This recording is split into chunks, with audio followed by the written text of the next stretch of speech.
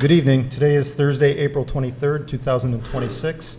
I'd like to call this meeting of the Auburn City Council to order. Mr. Clerk, please call the roll. Councilor Overstreet Wilson and Councilor Clark are excused this evening. Councilor Diego. Here. Councilor Cuddy. Here. Mayor Genatino. Here, please stand and join us in the Pledge of Allegiance. Pledge allegiance to the flag of the United States of America and to the republic for which it stands, one nation, under God, indivisible, with liberty and justice for all. Please remain standing for a moment of silent prayer or reflection. Thank you. Please be seated. Public announcements. Thanks, Mayor. We do have a couple of announcements this evening. The next Zoning Board of Appeals meeting for the City of Auburn is on Monday, April 27th, 2026, 7 p.m. That meeting is held here at City Hall, 24 South Street. The second of our two spring cleanup days is Saturday, May 2nd. This is the free days for city residents at the city transfer station. The first day was held last week and was very well attended. A second chance at this, the rules are on the city's website. It's Saturday, May 2nd, 7 a.m. till 11:30 a.m. Please check out the website for the complete set of rules. And then the final announcement is that we've had presentations earlier in the year and talked about it a little bit. The City of Auburn website is getting an upgrade and a new look. That work actually will come to an end next week when the website, in fact, switches over to its new look. That'll be on Tuesday morning, April 28th. So please check the website next week for the new look, and we'll be having a website that works better with phones and tablets, as well as has improved accessibility. Thanks, Mayor. Thank you. This evening we have two proclamations, one for Arbor Day and one for Earth Day.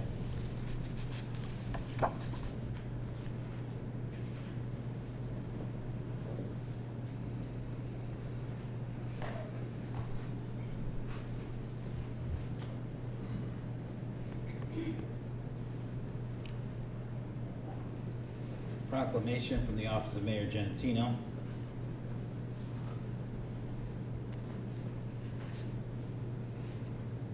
Whereas in 1872, Sterling Morton proposed to the Nebraska Board of Agriculture that a special day be set aside for the planting of trees. And whereas this year marks the 154th anniversary of the tree planters' holiday, Arbor Day was first observed with the planting of more than 1 million trees in the state of Nebraska. And whereas while most holidays celebrate something that has already happened and is worth remembering, Arbor Day represents a hope for the future. The simple act of planting a tree represents a belief that the tree will grow to provide us with clean air and water, cooling shade, habitat for wildlife, healthier communities, and endless natural beauty. And whereas trees, wherever they are planted, are a source of joy, spiritual renewal, and beauty for the community. And whereas trees express the order of nature and show us all the strength of diversity and the advantages of interdependency in adapting to a changing world. And whereas trees can be a solution to combating climate change by reducing the erosion of our precious topsoil by wind and water, cutting heating and cooling costs, moderating the temperature, cleaning the air, producing life-giving oxygen, and providing habitat for wildlife. Whereas trees in our city increase property values, enhance the economic vitality of business areas, and beautify the community. And whereas each year, city volunteers organized by the Grow Auburn's Tree program plant dozens of trees on city streets and in our city parks. And the city of Auburn has been designated a Tree City USA for 25 years. And whereas this Arbor Day lines up with the annual celebration of Earth Day, with events being held on Saturday, April 25th, 2026, sponsored by the Auburn Beautification Commission, Cuba Climate Action, and the Auburn Downtown Business Improvement District. Now therefore, James Genatino, Mayor of the City of Auburn, on behalf of the City Council and citizens of Auburn, does hereby proclaim April 24th, 2026 as Arbor Day here in the City of Auburn. Thank you. With us this evening to accept the proclamations is Dominic Gambiani. Dominic, you need the railing.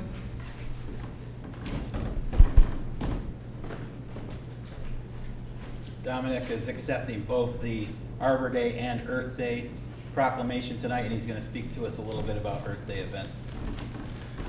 Thank you, Mayor and City Council, for these proclamations. I'd like to first announce a few events coming up where citizens can celebrate Earth Day. The first is the Auburn Beautification Commission's Owasco River Cleanup at the Mill Street Dam off of Osborne Street this Saturday, beginning at 9:30 in the morning. The other is Cayuga Climate Action and So What's Fix It Fair, Saturday, May 2nd at 10 a.m. Folks can email either organization to register for that. And I'd like to conclude by reiterating that Earth Day is not something we should celebrate just once a year. The messages of Earth Day and Arbor Day are needed every day and should be included in every decision as we continue to face extreme weather, extreme heat, and wildfire threats from neighboring countries and states. I urge everyone listening to do more for our long-term sustainability so that the next 7 generations can be blessed with a beautiful world and a livable planet. Thank you. Thank you, Dominic. Public to be heard? At this point in time, we will open the public to be heard. Portion of the council meeting, residents are asked to state their name and address for the record. Please keep your remarks to 3 minutes or less, and please observe commonly accepted rules of courtesy and decorum. Is there anybody wishing to be heard? Mr. Udall.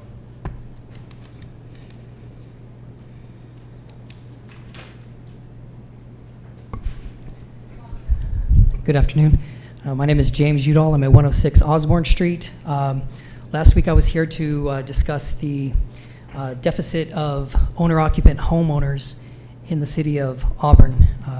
We're about 17% off the national average of owner-occupant homeowners.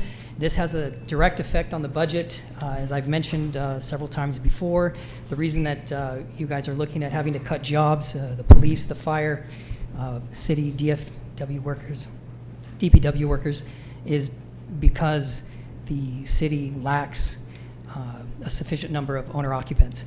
This promotes tax assessment decay within the city. This keeps the tax assessments down, which then reduces your tax base. This is something that you guys need to look into. This makes me circle back then to the original group of people that I've been advocating for since the first of the year. The over 65 and disabled homeowners. They have a tax assessment discount program which helps them with their city and county property taxes. They have not had an adjustment to the cost of living or their qualifying income for that program since the year 2000 or 2020, excuse me. It's been 6 years. That program is woefully needs an update. The tax assessment discount could apply to an additional 839 homeowners. Why is this important? Well, because these senior and disabled homeowners form the core of your owner occupancy. When the taxes go up this year and these people didn't get a tax assessment discount like they should have, and their city tax goes up, the school tax, and everything else goes up this year, many of these people are going to sell their property. And these core constituents in your neighborhoods, a lot of them are going to sell, and some of them are going to sell to other investors, or hopefully not, maybe some slumlords, and this is going to further decay your tax assessment base. So this is an issue that these two issues are tied together. They both relate to home ownership, but at the same time, the disabled people that I represent and the senior homeowners, they can't get down here necessarily. I mean, no offense to the DPW or the cops Mr. or Udall, the fire. you got to address this body, I please. get it, but we're all here. We're all in this The rules are together. you are going to address this We're body, all or in you're this gonna together, stop. Mr. Mayor. We're all in this together. And I'm tired of these little parliamentary rules. We're all in this together. And You're out of order. you're out of order. And we can't get grandmas and grandpas who are going to lose their home, or disabled people here. They're not wearing funny t-shirts.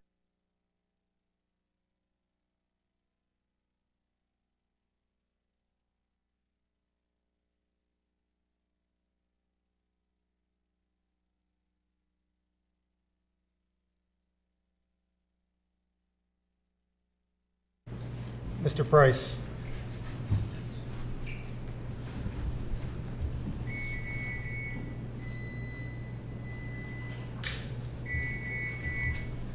Hello, Mayor, City Council members. My name is Taylor Price. I live at 74 Mary Street. I'm here tonight just as a taxpayer, a citizen of Auburn, I'm concerned about the fact that Auburn is in a contractual relationship with the company known as Flock Safety. Their automated license plate readers are all over the country, all over the world. I'm concerned about, one, the company itself, the poor reputation of the company, the unaccountability of a private company when it comes to our data, which they're collecting.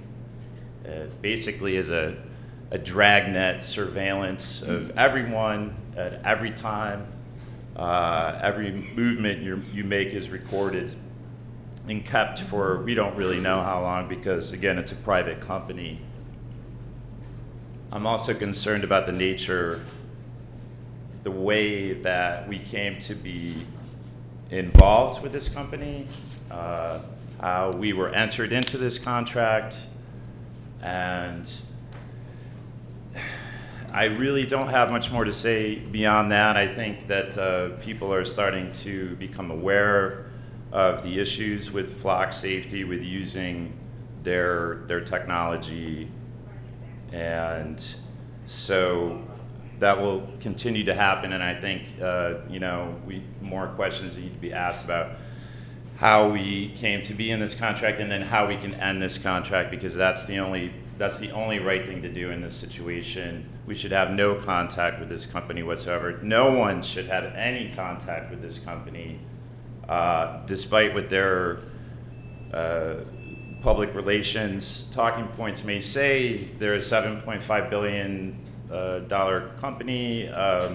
They can surely spend hundreds of millions on public relations and send out their advanced guard to, find people, on your local boards of your local, town boards and city councils or wherever, and suddenly they're putting up cameras, and then the next thing you know, you're trying to get out of the contract, which other cities like Ithaca, cities like all around the country have 30 already seconds. wisely chosen to do. So I just implore you to think about this, to do the right thing when it comes to this company and get us out of this contract. Thank you. Thank you, Mr. Price.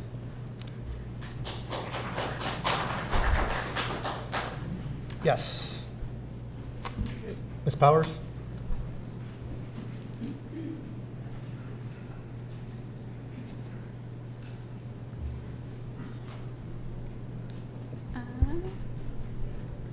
Hi, Jenna Powers, Main Street, Aurora. I'm here again this evening regarding the Auburn Police Department's contract with Flock Group Inc. Tonight, the Auburn Police Department is present and advocating for their officers, their salaries, their staffing, but the technology being installed in the city without this council's vote is the same technology being marketed nationwide as a force multiplier for departments that cannot fill their ranks. Cayuga County is setting up its own crime analysis center, the very network that Auburn's LATEC attestation obligates the city feed our community's data into. Garrett Langley, Flock CEO, has been quoted multiple times saying his platform will eliminate crime nationwide. If that's the case, then why will we need any of you in a few years? It may make your jobs easier in the short term, but as this platform's CEO has clearly outlined, this technology is designed to replace you. When a city installs a private surveillance platform without a vote, without a hearing, and without telling the public what was signed, it is not just a transparency failure, it's a choice about the future of public safety in Auburn that should involve the community. I'm here because of what I found in records I obtained through a Freedom of Information law request. In early 2024, APD received a $122,500 law enforcement technology grant from the New York State Division of Criminal Justice Services. This council never voted to accept that grant. I reviewed the minutes, agendas, resolutions, recorded videos. The only reference I found was a passing mention of equipment and a general department update. The FOIL confirmed that. A passing reference is not acceptance. A general update is not a public hearing. This council votes on resolutions every week. Flock Group Inc.'s $120,000 four-year contract and the LATEC grant that funded it were never disclosed and never voted on, just folded into a vague update that omitted Flock, omitted the third-party contract, and overgeneralized it as equipment. Every comparable government in this region voted. Auburn did not. On October 15th, 2024, the chief of police signed a 48-month, $120,000 contract with Flock Group Inc. of Atlanta, Georgia. This council never voted to authorize that contract either. This contract was improperly procured, violating the city's own procurement policy. Section C103 of the charter makes it clear that the city manager is the administrative head of the police department, and when the charter describes how the city enters into contracts, Section C25 is explicit. The city manager prepares terms, advertises proposals, reports the results to council, and council awards the contract. The council, not the chief or the city manager alone, the council. On top of the charter, Auburn's own procurement policy, adopted by Council Resolution 4 of 2022 and readopted as Resolution 11 of 2026, sets additional thresholds. A $120,000 four-year surveillance contract is not a desk supply order. It is exactly what the charter and procurement policy were written to govern. 30 seconds. Those rules were not followed. That is a choice council never got to make. I'm asking council to declare the FLOC contract void for lack of proper authorization under the city charter and the Auburn procurement policy, and direct the city manager to terminate it. Thank you. Thank you, Ms. Powers. Mr. LaCastro?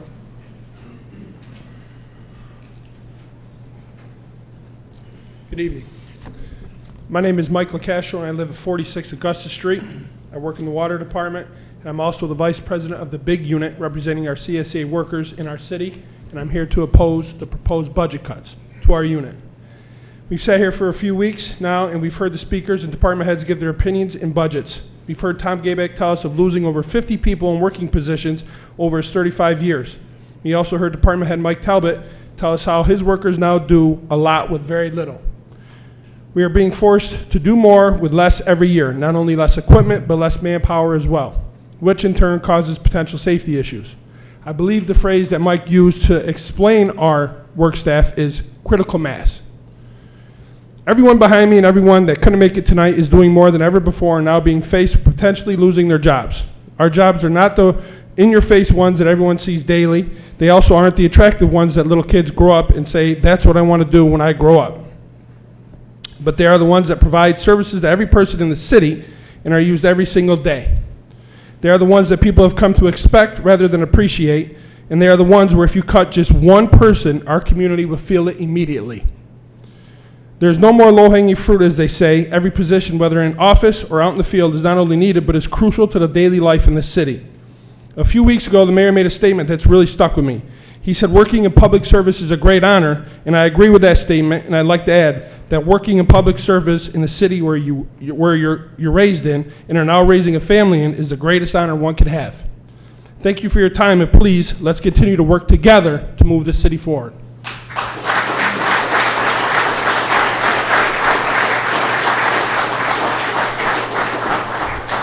Thank you, Mr. LaCastro. In the red in the back, please.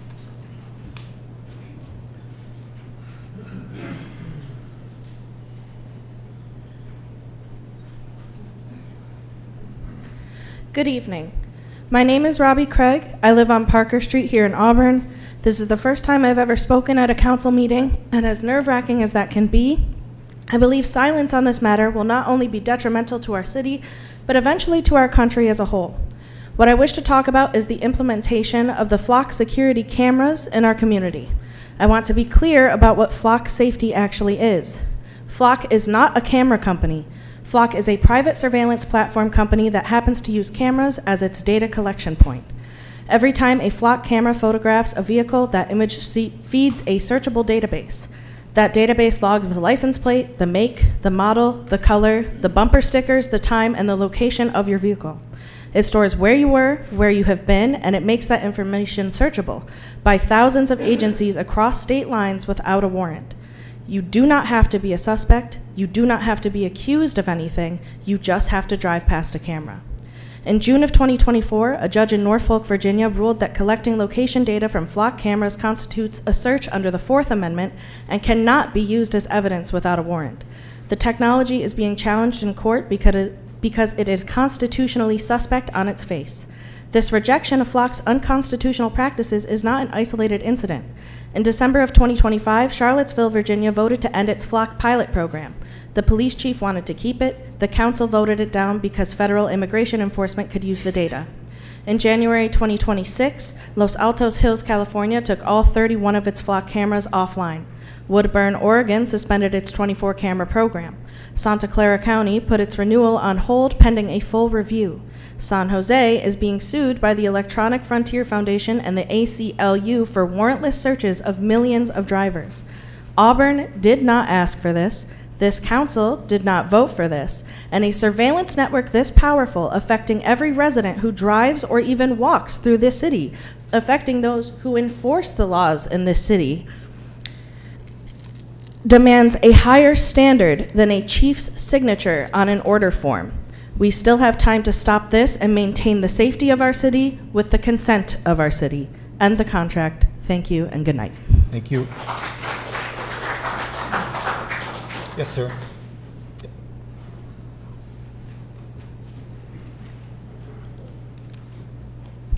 Good evening. My name is Walker Goodemo. I live at 60 Mary Street, and I'm a renter here in Auburn. I'm here today to speak in opposition of the city's contract with the Flock Group and ask for a termination of that contract. Flock is not a camera company like the previous speaker said. It is a private surveillance company. I believe the job of investigating criminals belongs to law enforcement, not to private companies who have no connection to, care for, or respect for our community. We've already seen how data from Flock can be a threat to privacy right here in central New York. Down the road in Syracuse, reporting from the Central Current revealed that Syracuse PD allowed outside entities to access the data it was collecting and storing. This was due to an inadvertent opt-in by Syracuse PD. Allowing outside organizations to access personal data is unacceptable, in my opinion, and it could very well happen here. This is not about what APD uses the technology for today, it's the implications of technology like this. According to the ACLU, the problem with mass surveillance is that it always expands beyond the uses for which it was initially justified. For example, databases created by Flock have been used by police across the country to collude with ICE and their terror campaign against our neighbors. For these and many other reasons, I would respectfully ask the City Council to terminate its contract with Flock, institute a moratorium on mass surveillance technology in Auburn until the Council has time to research and prepare resolutions regarding any other ALRPs, biometric surveillance, or any other AI-based police technology. Thank you. Thank you. Yes, ma'am.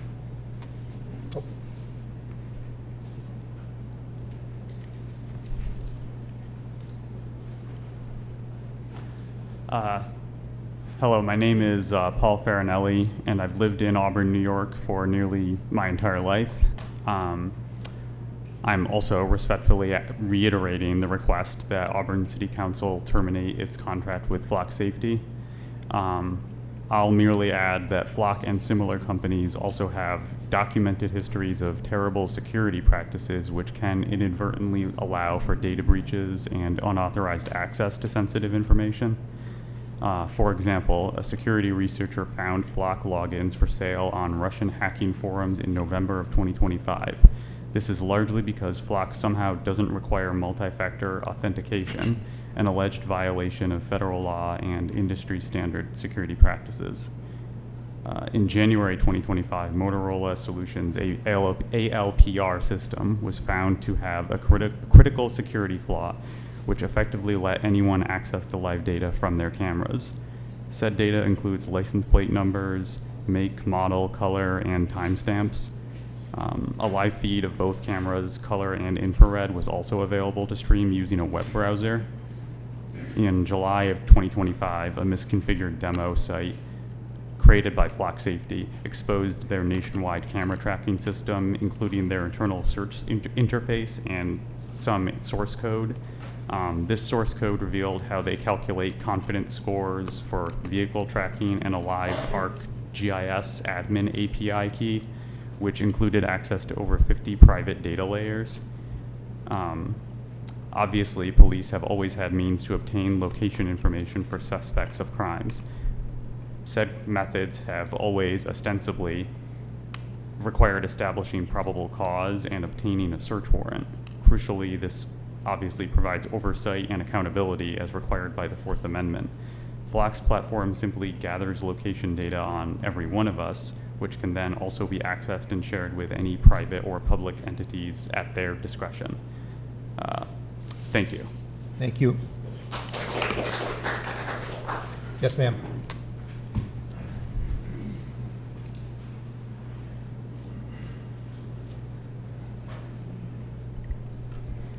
Good evening. My name is Sam French. I live on Walnut Street in Auburn. I'm also here today because I would like to speak in opposition to the use of Flock cameras in Auburn.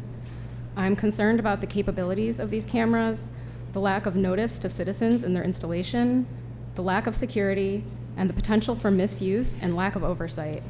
There are less expensive and controversial alternatives that the city could use in place of Flock or any of their AI-powered competitors.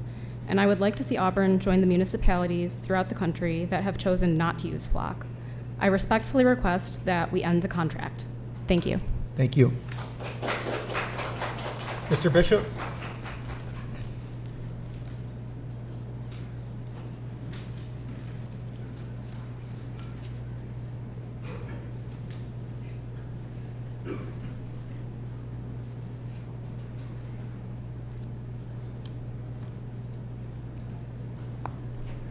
Good evening. My name is Andrew Bishop, and I live at 19 Bradford Street, Mr. Mayor.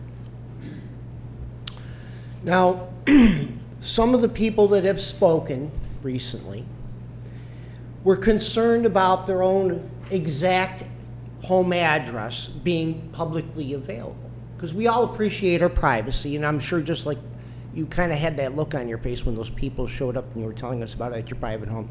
You probably didn't kind of appreciate that. I wouldn't either if people were randomly showing up. But the point being is some of those people, you know, their concern is about other people showing up to cause them harm. Whether it's Mr. Bafano or some of those other people that, I'm going to be honest. Now, in my own uneducated opinion, at least one of those people had been subject to stalking in the past, and they were kind of reluctant about giving out their exact address. Hey, I know all about retaliation. The minute I started talking about how the water was undrinkable, that's when people started climbing snowbanks and peeking in my windows, and the next thing you know, I'm paying $3,000 extra a year in taxes because somehow mysteriously it was discovered my house was no longer up to snuff by certain standards. Not by code enforcement, no, by the fire department. But that's the thing. We're concerned about our privacy, and we like to have that. But when people have to be concerned about some thug that they put away, rightfully so, in prison, or because they've been stalked in the past. Now, I don't make the rules here. That's you and the city council. What I'm here to do is let people know, hey, things like Moravian Groton are cheating. They're dumping the sewage. You spend $80,000, but you won't spend 10 cents on stable isotope analysis. It says it all. It really does. I know I'm talking to the wall, Mr. Mayor, sometimes it seems like to me. But here I am. Why? Because I'm still willing to speak out, even after I get all those funny extra charges on my taxes. You don't want it, you know, here's the thing too. Yes, you're right, Mr. Mayor. I could file a Freedom of Information Act with a lawyer, but then that's going to cost the taxpayer more money. Why? Because then the city attorney's got to show up and charge extra. Do I want the city to get more taxes because of me? 30 seconds. No, I don't. You said the buck stops with you. Well, here it is. Here it is. The buck stops with you. Just like with everything else, Mr. Mayor, if that's how it is, then the buck stops with you. People are going to start realizing this more and more. Welcome to Auburn. Don't drink the water. Thank you again for your time, Mr. Mayor, members of the City Council, members of the public here and at home. God bless. Thank you, Mr. Bishop. Yes, ma'am.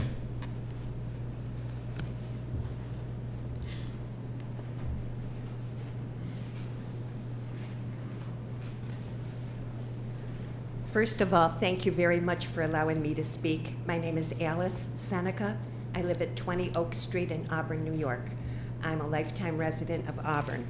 And I'm here to address April 18th Citizen Advertiser that said that we are having some budget cuts, of course, in Auburn.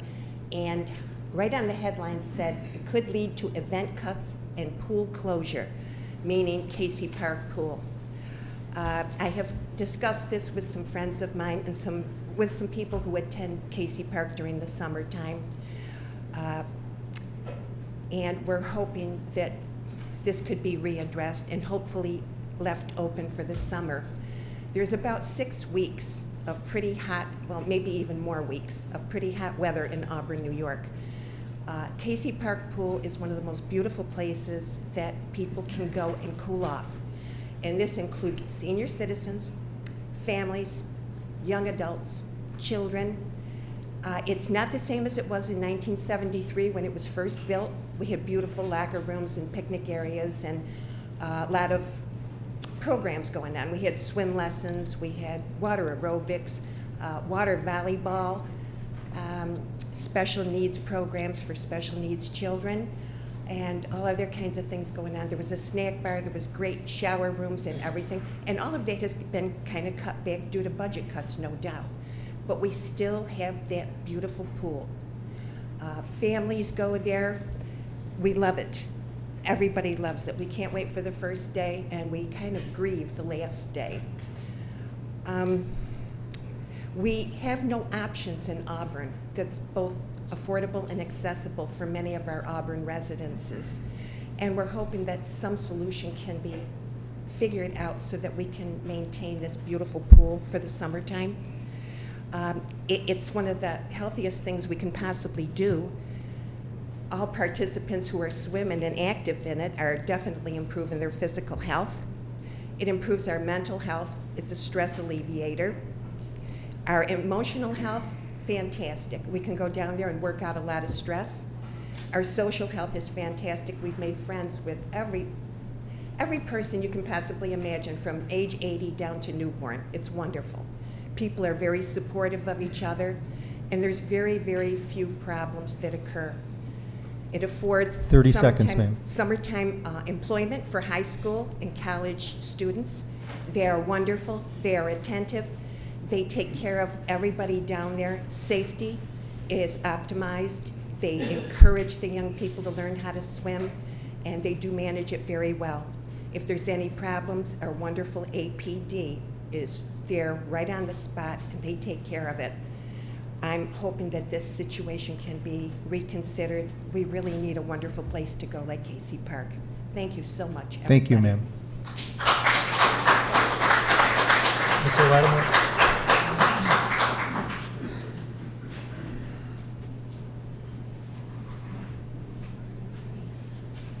Hello, Tim Lattimore, 63 South Street. It's good to be with you tonight, Mayor and Council. I swim every day at the Y pool. I enjoy swimming. All my kids swim. Hopefully we can work out some kind of arrangement to keep the kids wet during the hot summers. But I would like to advocate for the public in regards to when I was in your seat, Mayor. We had two public to be heard, one in the beginning of the meeting and one at the end. And I think with the crowd that you've been gathering, I think it would be a good idea to let the public be heard. So hopefully you can get that Mr. done. Lattimore, And also, you have to address the body, not the audience. and also, am I going to get arrested? Address the body, not the audience. You're going to arrest me? If you don't follow the rules, we're going to ask you to leave. That's a good one. But anyways, and also I'd like to see the maintenance on the buildings kept up. I know that Mayor Quill, your predecessor, had indicated that there was money in the budget to make City Hall look great. It's not looking too good. Thank you. Thank you. Is there anyone else wishing to be heard? Ms. Okuzik?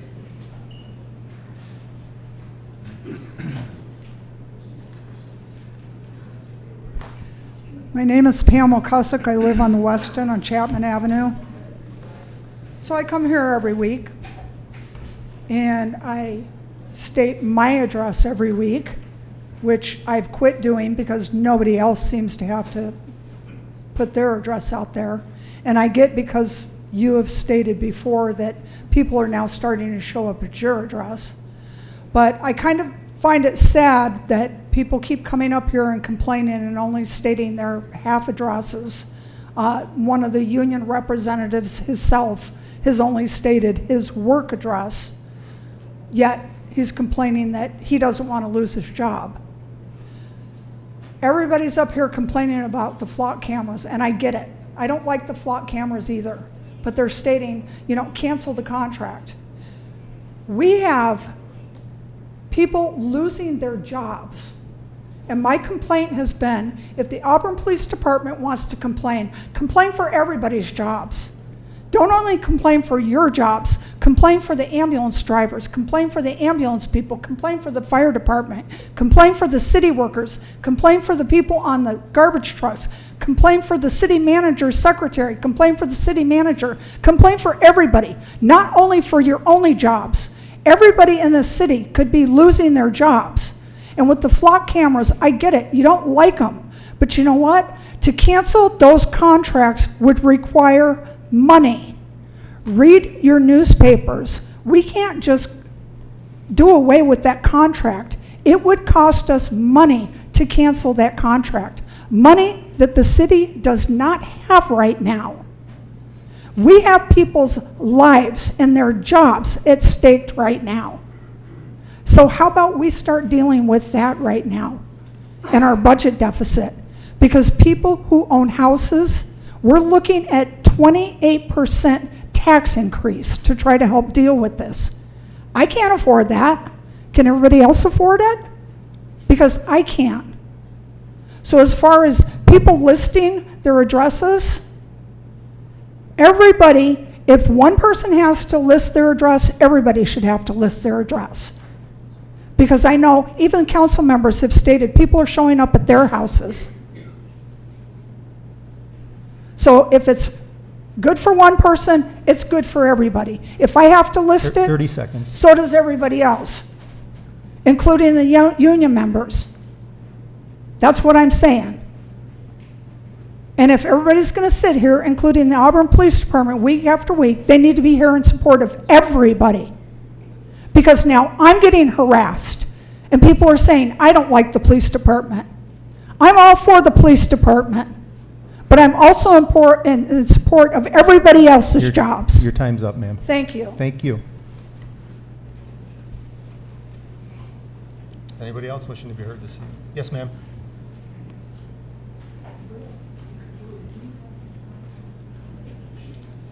Kimberly Ryan, 52 Garrow Street. I am asking that we as the city end our contract with Flock Security. Flock will not be there for me when I call for help or anyone else in the community. They do not respond in real time. Ma'am, can I stop you for 1 second? Sure. In the back, please. Okay, everybody was respectful of your time. Let's be respectful of her time. Just please stop. Okay, please stop. Go ahead, ma'am. Did you want me to restart? It's up to you. If I have to clear this room, I'm going to. You know, there are rules here. And all I'm asking is everybody to follow the rules. We're giving everybody time to speak. We're trying to hear what everybody wants to say. I'm just asking everybody to follow the simple rules. Ma'am, if you want to start over, it's up to you. Okay. I'm asking that we as a city end our contract with Flock Security. Flock will not be there for me when I call for help or anyone else in the community. They do not respond in real time, they do not know our community, and they do not provide the kind of support that actually keeps people safe. APD has been an active and important part of my job. When issues arise, they show up, they engage, and they take responsibility. That is something a private surveillance company simply cannot do. This past week at the Social Services Building, a man chased a woman with a machete. It was on the news. Flock was not there, APD was. Instead of investing in Flock, I am asking that you reconsider this contract and put greater focus and resources into APD. Supporting our local police department strengthens accountability, builds trust, and provides real assistance, not just data collection. Please prioritize people over surveillance and invest in public services that are truly there for this community. Thank you. Thank you. Mr. Bufano?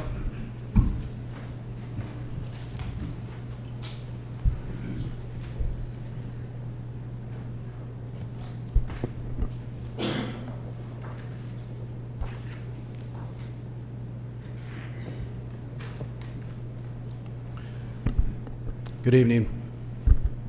My name is Mike Bufano, Auburn Union Police, President, Local 195.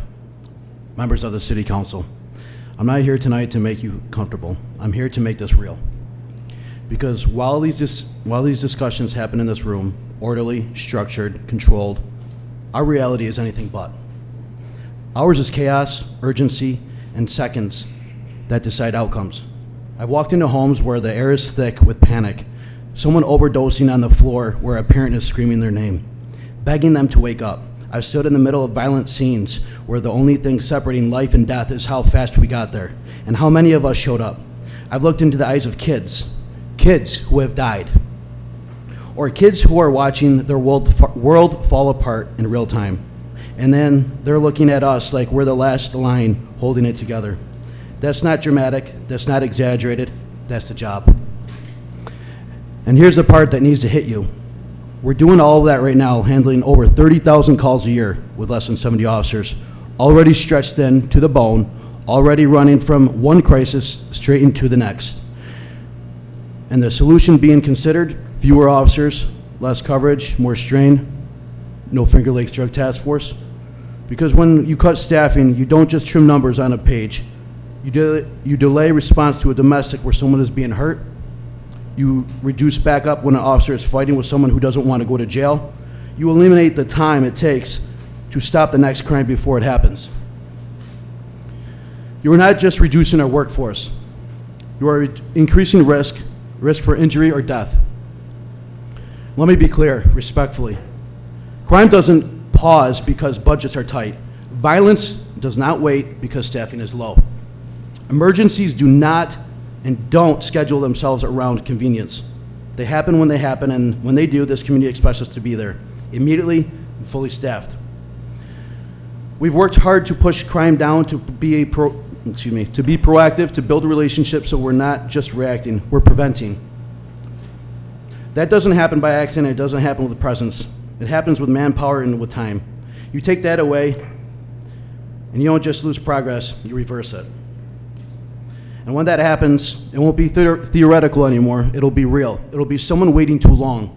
It'll be an officer without backup. It'll be a situation that could have been controlled, but it wasn't.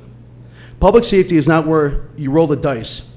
It's a foundation that everything else in this city stands on. So when you sit here and make these decisions, understand exactly what's at stake. Not numbers, not positions. It's people. It's lives. And moments you don't get back. Public safety is the bedrock on which a community is built, and without it, a community cannot thrive. Do not trade that away. The risk is not worth the reward. Thank you.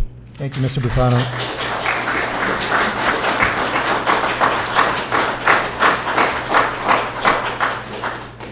Is there anyone else wishing to be heard this evening? Close the public to be heard. Move. Oh, yes, sir. Dave Steigerwald, 452 North Seward Ave. I've been listening to these budget negotiations for years, coming in and out of here. You know that. We got some simple math going on here. You've got a demand and no supply. You don't have enough taxpayers to fund this. It's just the way it is. And people are leaving the state, they're leaving the city, they're leaving the county. There are just not enough taxpayers. You know, you can raise the taxes on the people that still exist here. That's not going to go down good. But that's just my simple observation. You have a supply and demand problem. You've turned it into a demand and supply problem.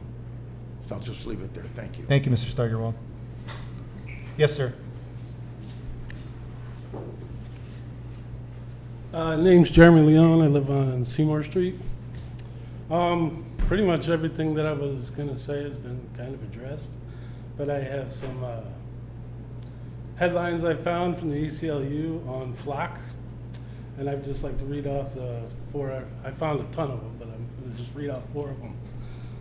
The first one is the fast-growing company FLOC is building a new AI mass surveillance system.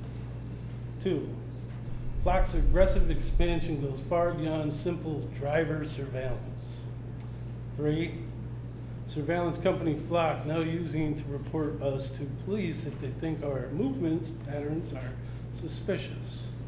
And 4, communities should reject surveillance products whose makers won't allow them to be independently evaluated.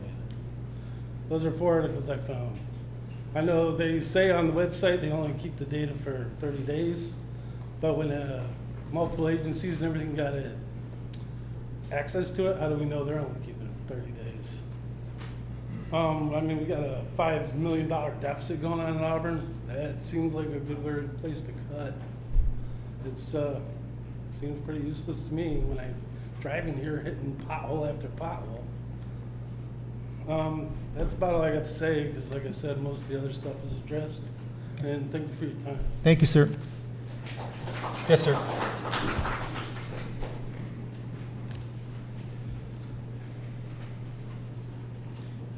I'm new here, right? So with this flock, I just Sir, have. can you just state your name and- Jamie Edward Corradini, 457 North Seward.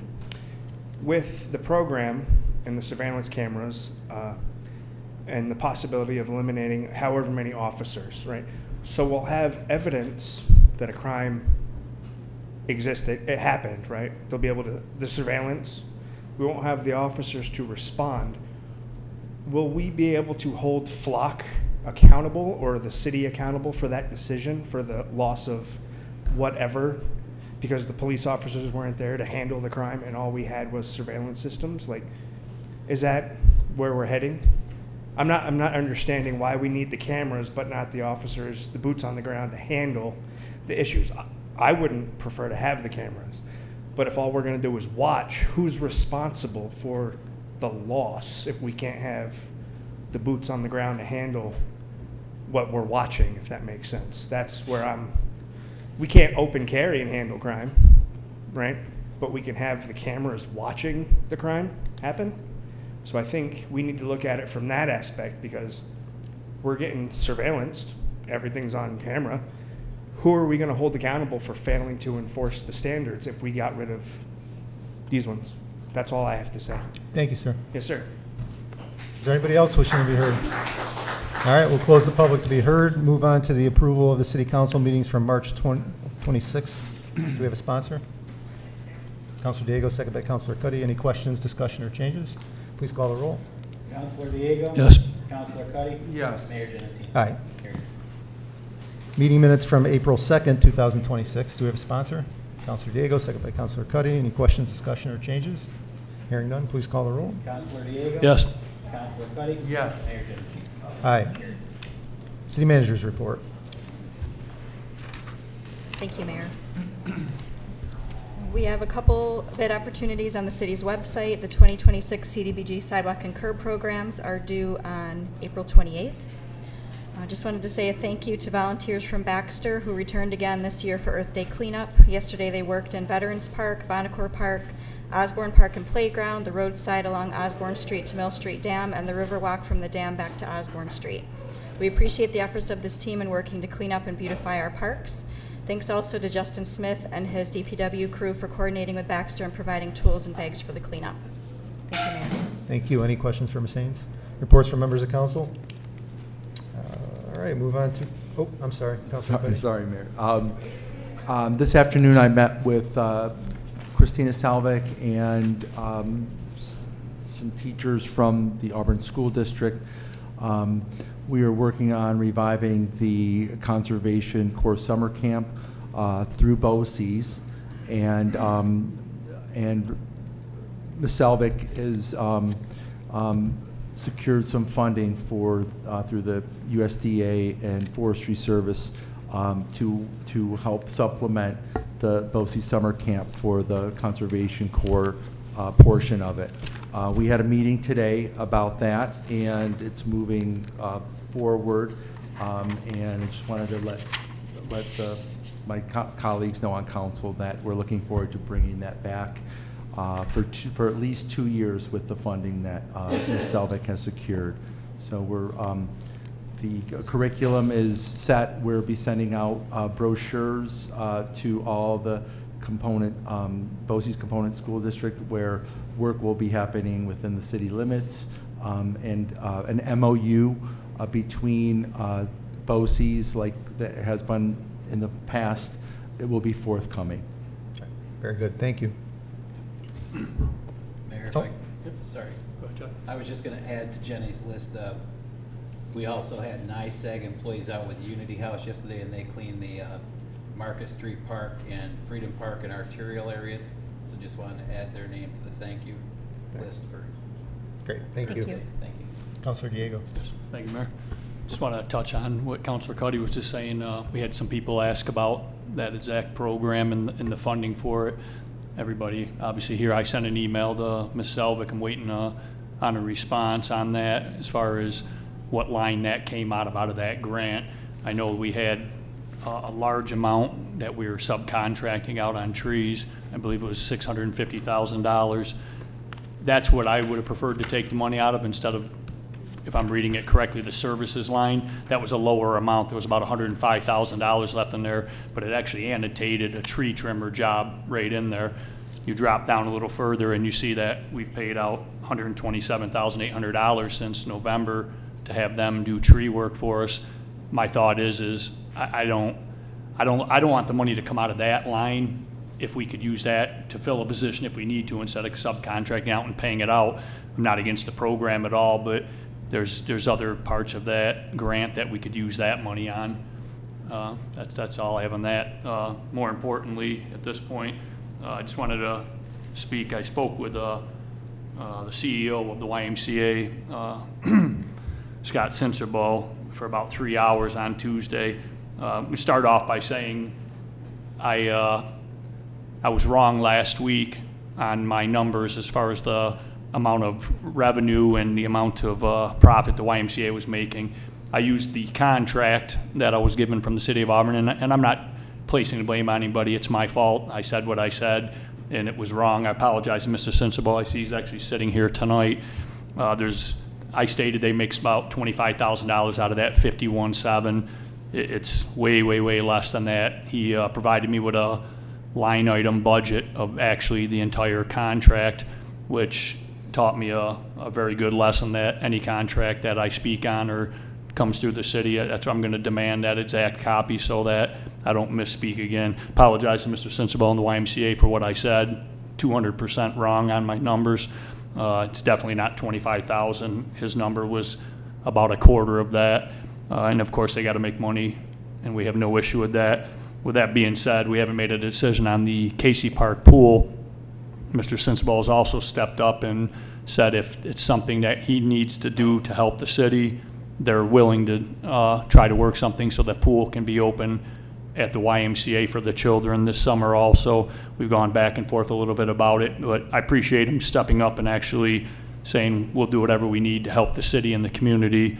So I appreciate that. And once again, my mistake. I take full responsibility for what I said. Completely wrong, and apologize to Mr. Sensible again. Thank you. Mr. Councilor Diego. All right, move on to our first presentation, Municipal Utilities Budget Presentation for fiscal year 2026, 2027. Mr. Jensen, Director of Municipal Utilities, welcome.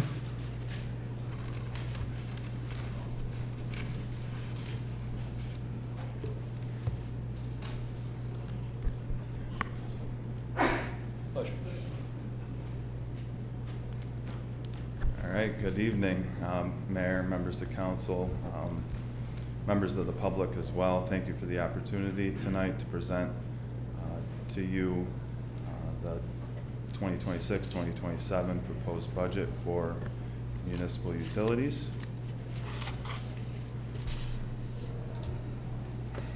So what is municipal utilities? We are 41 full-time employees serving many roles for each fund. We serve the water fund, the sewer fund, and the power utility fund. We have employees represented by both CSEA units, the big unit, the professional unit, as well as some members of the management unit. Our staffing, in my opinion, is versatile, and we range from engineers, lab technicians, certified operators, truck drivers, laborers, specialized mechanics, and we offer resources to the general fund in some fashion. I can speak more about that on subsequent slides. We also require the specialized services and assistance of just about every single department that the city of Auburn has listed here on the slide.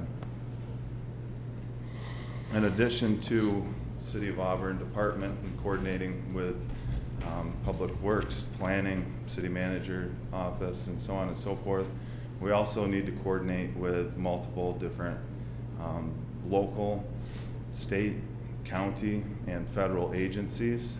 Our permits require that we meet or exceed the definitions laid out in our discharge permits, our speedies permit. We also coordinate closely with the US EPA. And then on the drinking water side, to ensure the water is safe to drink and meets the requirements of the state, we work very closely with the Department of Health. So maintaining these relationships with all of these entities is extremely important for us as we move through our budget year over year. I'll start off with the water fund. The map on the right, in my opinion, is a really good illustration that shows how many people we serve and how many local entities we need to work with. We're not only providing drinking water for every single City of Auburn resident, we multiply out into our adjacent communities and serve residents from as far north as Brutus, over to Montezuma, and down into the southern portion of the county in the town of Springport.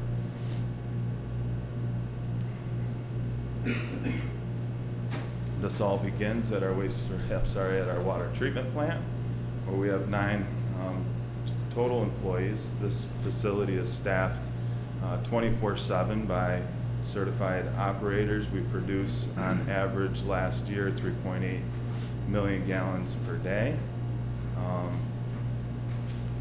Within the 9 full-time positions, we have 5 operators, 2 mechanics, and then some of our administrative staff is built to this as well.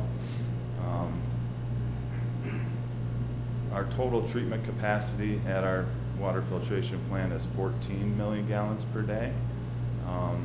And this is important, and this is what will allow for Auburn to continue to potentially grow.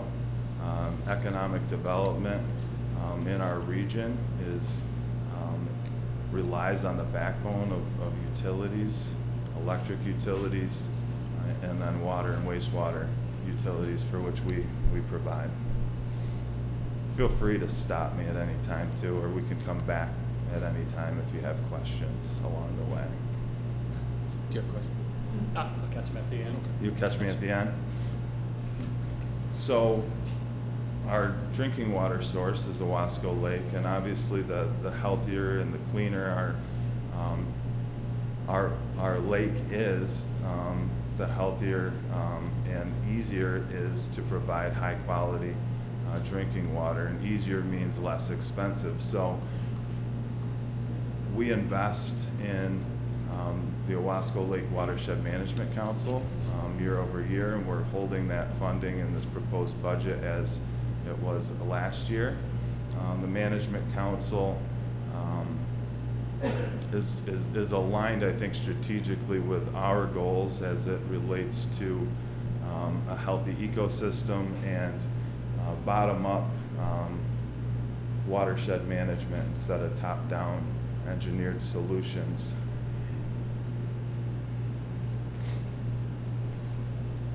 Once our water is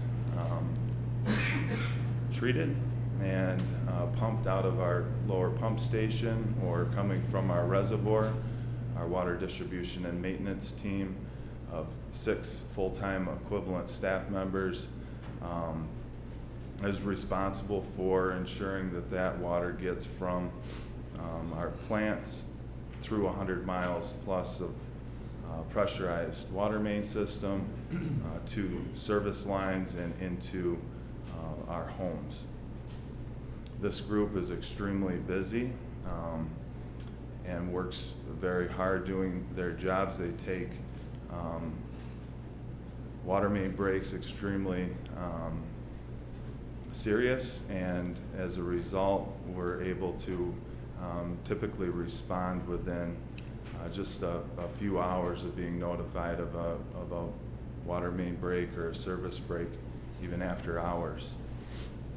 We had no boil water emergencies last year. This group, along with our plumbing inspector and our water billing department, was able to also identify over 1,000 service lines that we didn't have full information and understanding of.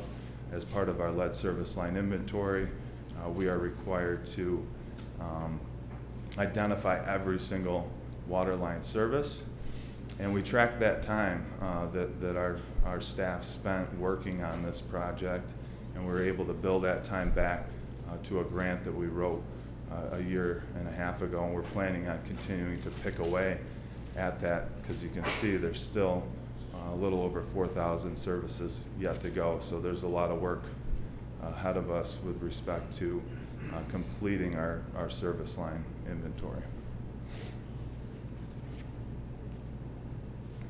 Oh, here, as far as a service multiplier too, I just wanted to mention that you know, our water department and our sewer maintenance department responds often to snow emergencies. Our HEOs, our MEOs are also those out on the street working overtime, keeping our streets clear of snow in the winter as well. So we're able to provide that additional service above and beyond what they're charged to do daily, which is to ensure our water gets to our residents safely.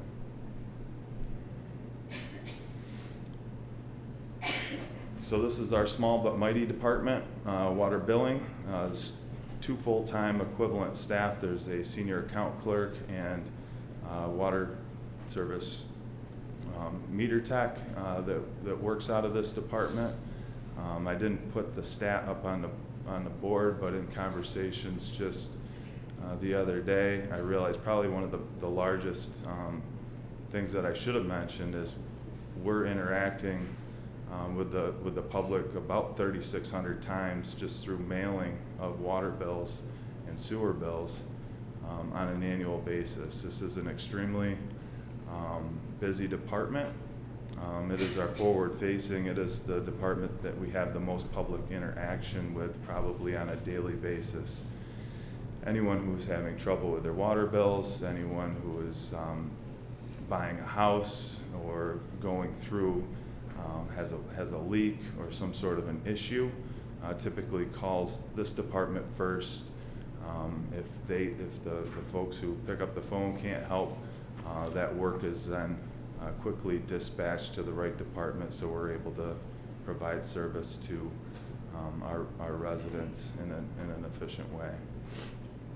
A significant challenge that came up here this spring is that our radio tower system that we use for remote reading of all of our meters is coming up on 12 years old, and it's starting to show signs of failure. It's sending fail codes back to census on a daily basis, and it really needs to be looked at and potentially replaced.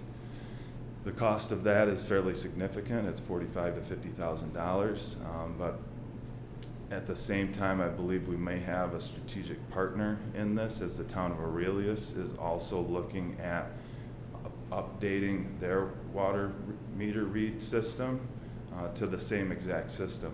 And there's a good chance that a portion of their town would be covered with this tower, and we may be able to do some sort of a shared cost based on how many homes this tower is providing service to, or something along those lines. So I'm looking forward to those conversations in a way to try to be as fickle as possible and coordinate with our neighbors to install this or replace this system.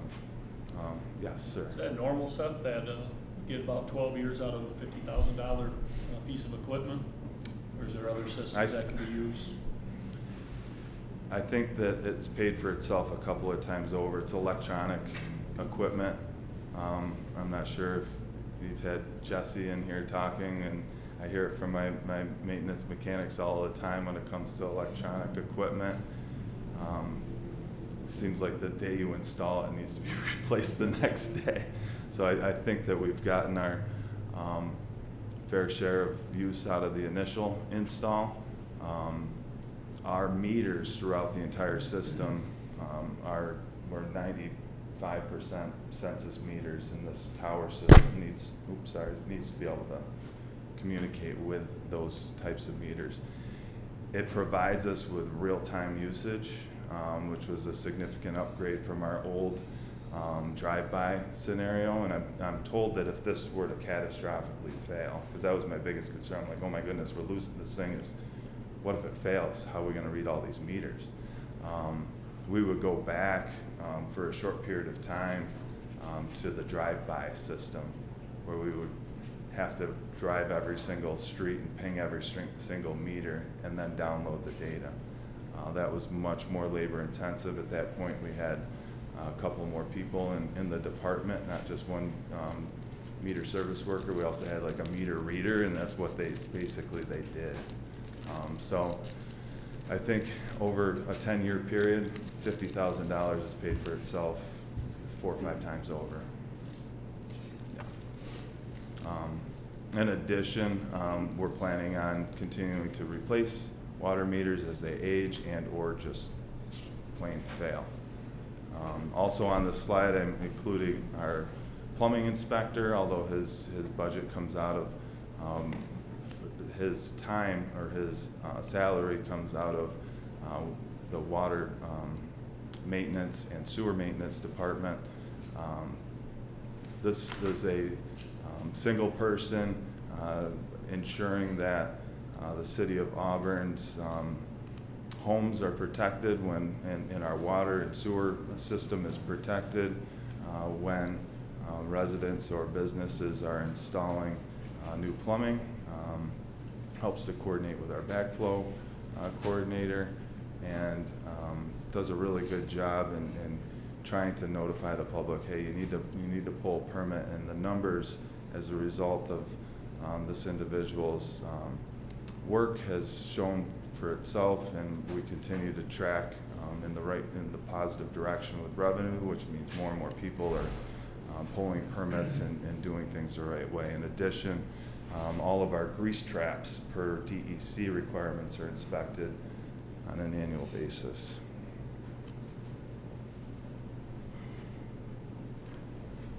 Just a quick highlight on a couple of water projects, more on the capital side, but the lead service line inventory's direct impact on our operating budget as we're billing our time and overtime back to the grant. That's been very helpful. John West, our chief operator, is the one that kind of takes in all that data and reports out to the Department of Health on an annual basis. And just last year we were able to develop a GIS map so that any resident is curious, do I have lead in my line, or what is my service line material made of? Our records, to the best of our knowledge, are in that map, so you can drill in and see for yourself if you're curious about what we know about your service line. If it's unknown, we'll be knocking on your door and sending you some letters over the next couple of years, because we're charged with the mandate to fully understand every single service line per US EPA requirements.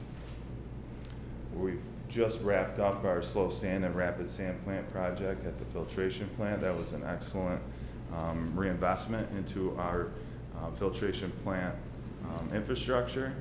Last year, we won an award for that project by the Central Chapter It was a project of the year by the American Public Works Association, and then just this spring at the American Water Works Association in Saratoga, their annual meeting, we won the Central Landmark Award. However, Mr. Wagner said maybe we were the only ones to apply, but I think he was just being mean to me. We'll see. And then we're going to be really busy, hyper-focused on Franklin Street Reservoir, probably back before council a few times here this spring into the summer as we continue to develop plans for repairs and rehab to a portion of that service main and the reservoir.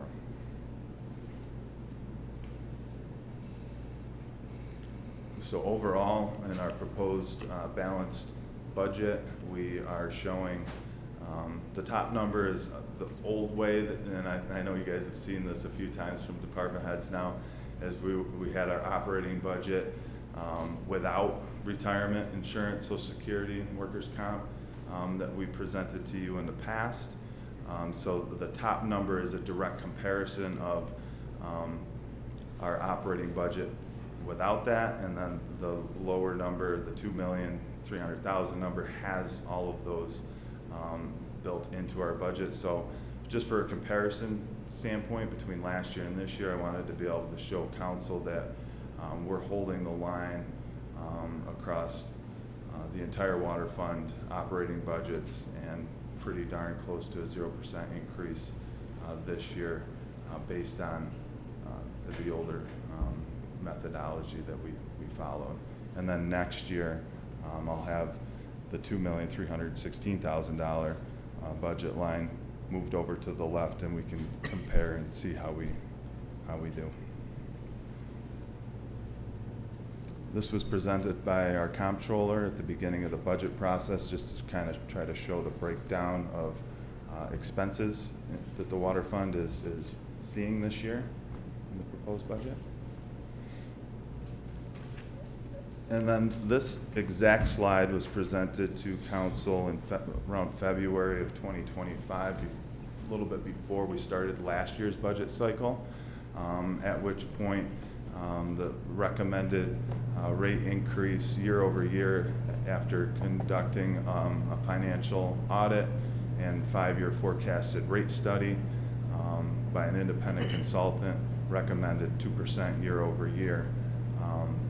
That's a pretty strong position, I think, to be in from a water fund standpoint. And you'll see the similar recommendation on the sewer fund, given the volatility that we all know is out there with respect to inflationary factors and things like that. I am, however, recommending that we include another financial study, and part of this proposed budget would be to do that for both the water and sewer fund. And the reason I'm recommending that is we're in the middle of wholesale water rate discussions with our towns, and that's why we kept it at 0 last year. It was because we were in the middle of the rate discussion with the towns, and we didn't want to upset the apple cart.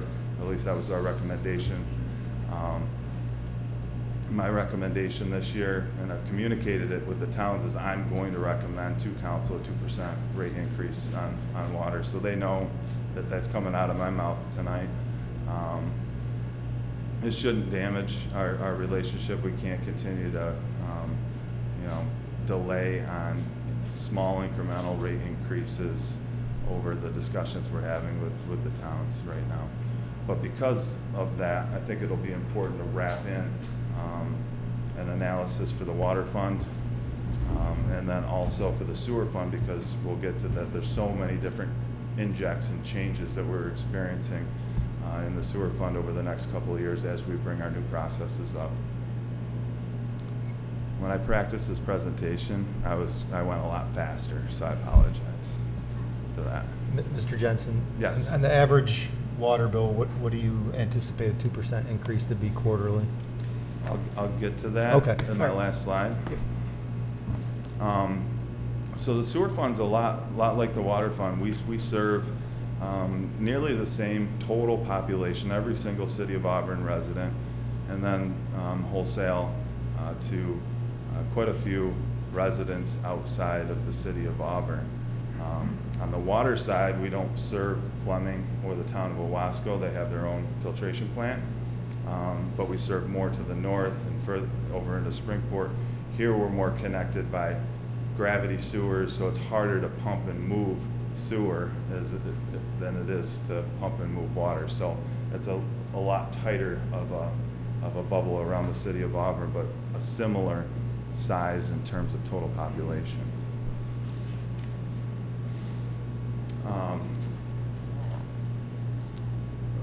So our wastewater treatment plant has been really busy the last couple of years. We're in year 3 of our project, for which you can see a picture of our new digesters and biosolids control building. We've been able to produce and continue to produce high quality wastewater treatment throughout the duration of that 3-year project, and it hasn't been easy. Our staff has been twisted and peeled and pulled in every different direction for the last few years, almost to our breaking point through the winter. It was probably the hardest beginning of the year that I've ever experienced as in my tenure of being Director of Municipal Utilities, with the high strength waste that we saw from Cuga Milk Ingredients on top of so many project injects. I'm surprised everybody continues to show up to work every day with a smile on their face. Not always a smile, but I try to get it out of them. We have 6 operators, 3 mechanics, 3 plant attendants, a lab technician, and then administrative support down here. This facility is just like water filtration, staffed 24/7, sometimes with a couple more operators on second and third shift, depending on what we're doing, because if we're pressing or doing more technical operations, it demands a second set of hands from a safety standpoint and just a complexity standpoint. I invite, I don't invite anyone from the public, but I certainly invite you guys, City Council, to come to our Wednesday morning meeting at 7:30. Our plant management meeting. It's incredible to hear from our staff the conversation that happens on a weekly basis around what we're planning and how we're thinking about this week and where we're at with solids, what we need to do here. We're checking the digester temperatures. And it's not just that meeting, but it's a daily occurrence, and there is a ton of information that these guys have and girls have in their heads, and we're documenting on a daily basis to keep this facility running. It's really incredible. And that one there, Seth, at 15.5 for full-time employees, is that including the couple slides from down now the road here about the chief operator? Yes, last year that was 14.5. This year I'm proposing at 15.5. If it's okay, can I just? Absolutely. All right. I kind of got my mind wrapped around where I'm at right now. I'm sorry. Thought it was all that AI you were doing there, so kind of losing. You did that one picture. That one picture is AI.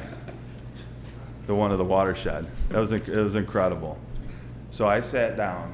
Quick side note. I sat down. I had to give a presentation to Iowa for the March to the Lake Day. I started on my slide presentation. I had about 12 slides developed, right? Of what do I think are goals for water quality, and what should the goals be for the watershed? Like 5 hours later, I'm like, you know what? I'm just gonna throw this into ChatGPT and see if it makes an image. It took all my slides basically, made it one picture. I'm like, I'm done. I don't need any more slides. It's all in one slide. So I don't know. AI is taking over for better or for worse. Mr. Jensen, I'm glad you removed the photograph that you said depicted you as a doctor. Thank you. You should see me as a bald man. All right, so success story, operation, budget success story. We'll go back to 2016 when I first started in this role. Our operating budget for biosolids was $240,000 a year. In 8 years' time, our budget grew to $1.4 million for the same amount of solids that we were removing in 2016 as we were doing in 2025. It was completely out of control. We had identified that that was going to be a serious risk for our wastewater treatment plant, and it's a serious risk for all wastewater treatment plants. If you go to the technical conferences now, this is what people are talking about. Last year, we set a target of about $300,000 less based on digestion for just half a year alone. And we're coming pretty close to being able to hit that target minus all of the additional solids that we got from the milk plant earlier this year. For the first time, I think ever, we went 10 days without pressing. Normally we're pressing at least every day, or every other day, at least. It's like 4 to 5 days a week, pressing 2 shifts a day to no pressing for 10 days straight. It was incredible. With the dryer coming online at some point in time here this spring, I think that this is still a conservative budget of $600,000, but I don't want to completely undershoot. I feel like our goal should be to get back to that 2016 $240,000 a year number, and I think that we can do it. Obviously, there's more expenses with natural gas. We'll see how the gas produced by the digesters work with the burner for the dryer and how much we'll be able to maximize that. But this is really an incredible story, and I want to thank you guys for supporting that. We're seeing the benefit. I'm seeing some operators and mechanics that I haven't seen smile in a long time, smiling. Things are working. It's not perfect yet, and we all understand that it won't be perfect even when we're completely done, but it is a whole heck of a lot better than our situation just 2 short years ago.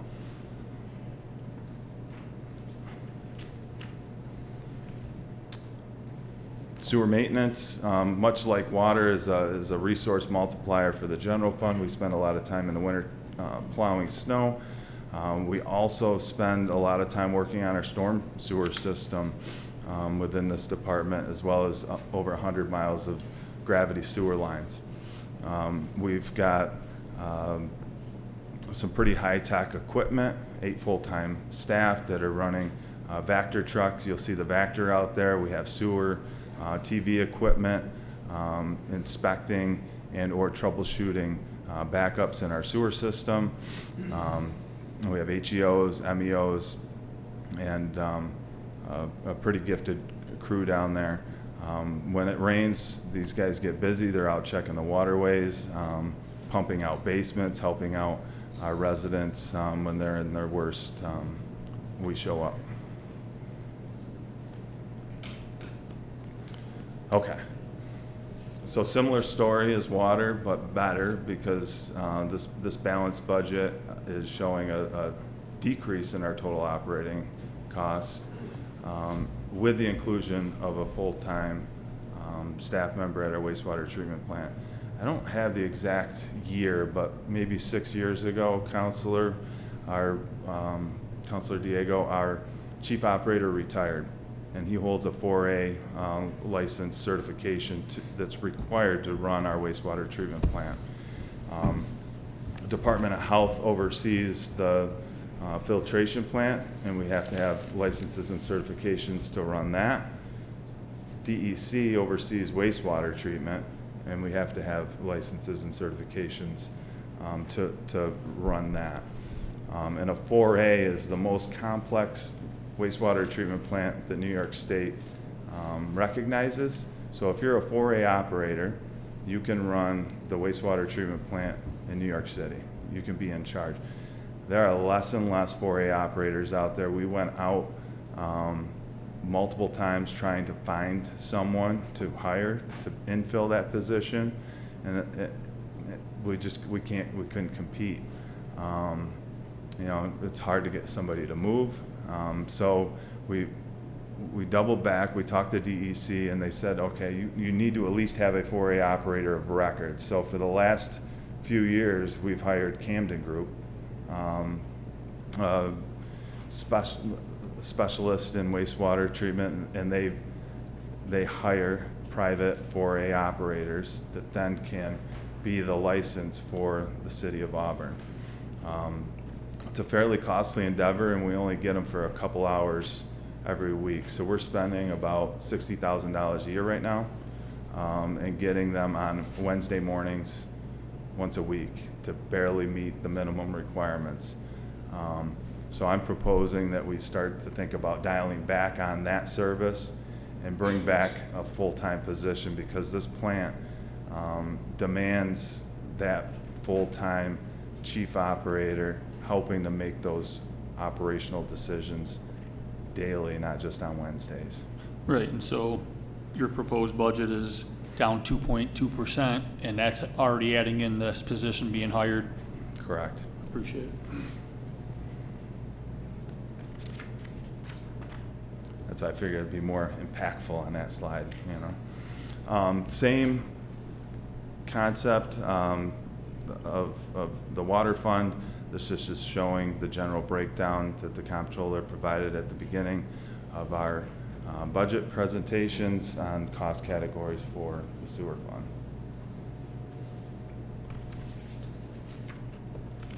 I won't repeat myself, I guess, on this slide. This is the same thing for water as it was for sewer, except last year council and mayor, you supported a 2% rate increase that took us to 502, which we're currently at.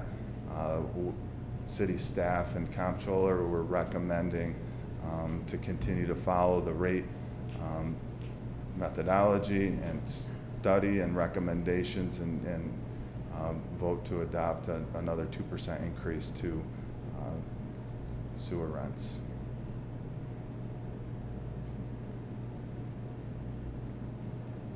Last but not least, our power utility fund really boils down to one operating budget. It's our hydros, North Division Street and Mill Street Hydro. We have a half a position staffed out of our filtration plant, and really that's where the vast majority of the management of these two facilities happens, through the help of our chief operator and two maintenance mechanics at the filter plant.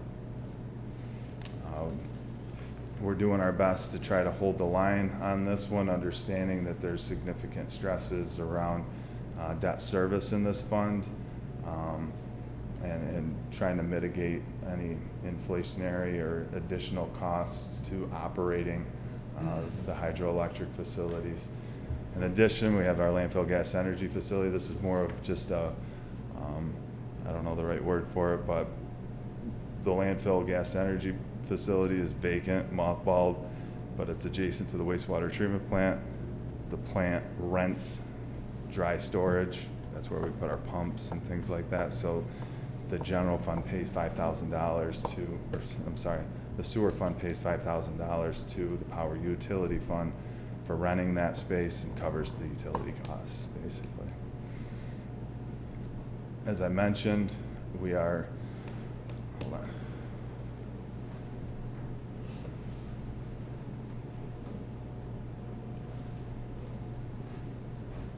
We're extremely taxed here in this budget overall. Unlike the other two funds that were presented, the debt service here is pretty significant and very difficult to overcome from the revenue side of things. And our cogen debt is wrapped into the power utility fund as well. So how do we make revenue with our hydros?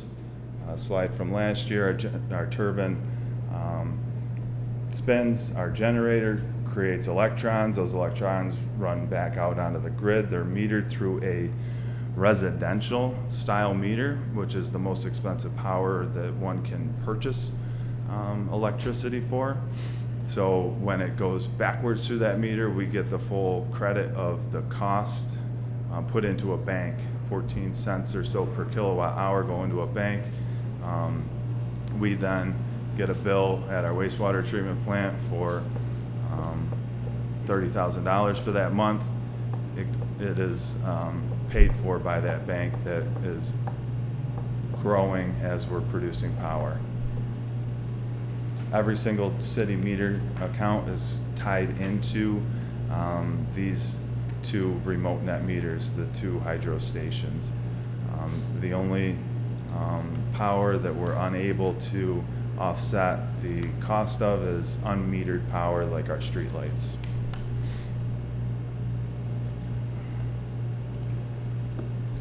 And then I'll leave you with any other further questions, and I put together a quick impact analysis on costs. So if you're a very small user of water and sewer, say maybe a single wife and a husband, or even just at home on your own, you're going to be under that 6 units of usage per quarter.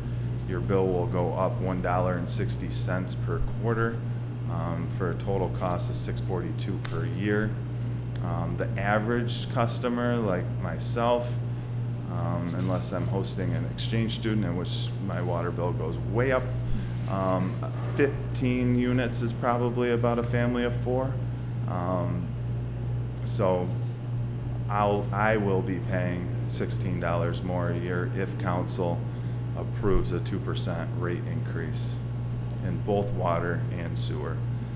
Mind you, we're still well below the national average, and I didn't even update the numbers from Batavia, Watertown, Oswego, and Geneva, which I'm sure some have likely gone up, but this is their pricing from last year. We're still significantly less than them per quarter on average. Will we be able to update that set before budget is over and the tax bills go out? Update as far as looking in yeah. and get the more recent numbers from like Batavia and yeah. It's always very helpful to have on the website that. Yeah, I could create a, what to expect when you're expecting. We've had that document, what's in your water, like what. Yep. Getting that updated would probably be good. We could do that if you approve an increase, yeah, absolutely. Questions? Yeah, go ahead. Right back in that very first slide, Seth. Yes. Can you just talk a little bit about that, the 2 to 4 people for summer help, and then the what's the funding on the 2 full-time employees for the Wasco Lake Watershed Management Council? Sure. I left 2 to 4 in our proposed budget. I understand there's a big question mark. I probably should have put a question mark next to that, not knowing exactly how the impacts of this current budget general fund will go. It's likely that those positions would not get filled as a result because they're summer help. Those folks help skim sand. We would need to. Those folks also mow our medians for public works on Lake Ave. So we'd have to try to figure out how we're going to accomplish that as a city to maintain that corridor into the city of Auburn, because I'm not sure if we'll have the time at our facility to run hydroelectric, run the filtration plant, and keep up on lawn maintenance outside of our facility. We'll do our best, but we'll have to work with Mike and Brian on a plan for that. So that's a big question mark. As for Wasco Lake Watershed Management Council, we help to fund that council, and that council has 2 employees. There's a watershed inspector, and there is a executive director of the Wasco Lake Watershed Management Council. I believe we've been flat on funding there for the last 2 years at around maybe 200 or so, $240,000 a year. For the 2? 240. No, I'm saying for the both positions. That's the total. Well, it's for the entire management council, and there are 2 positions there. Yes. there are other entities that fund that? I'm not sure if that's what your Correct. question We was. share in that. How much our cost is for the two spots. So the management council will be in front of council at some point in time, probably this summer, providing an update and a presentation as they do every year. At which point we can talk more about that, but they have a whole funding portfolio where the town of Owasco, as a water purveyor, provides their equal share. It's basically the way they break down the comparison is total metered sales, how many cents per sale goes to watershed protection. So, you know, we're a little bit behind on that compared to the town of Owasco, but the town has less customers, so their number's smaller. And then there's multiple other communities within their jurisdiction that provide funding as well. Small municipalities though, and smaller funding for sure.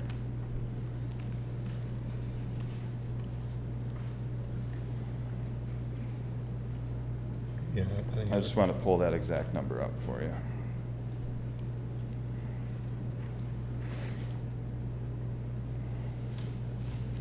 I know we talked about it earlier too, and I just apologize. It's under the water filtration plant fees budget line. Yeah, I believe it's 250,000. Any other questions for Mr. Jensen? Thank you. Yeah, thank you. Next up, we have the engineering department budget presentation. Mr. Scott McIntyre, Assistant Civil Engineer.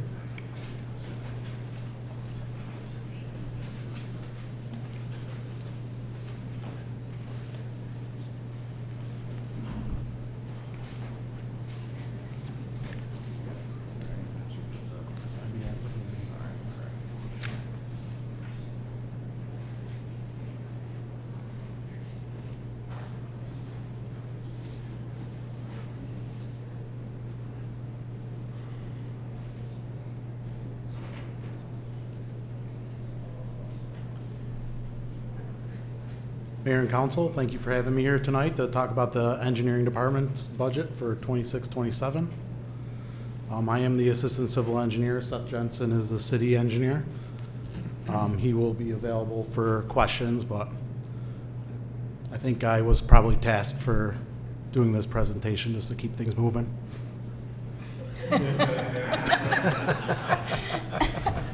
Thanks, Mr. Thanks, Scott.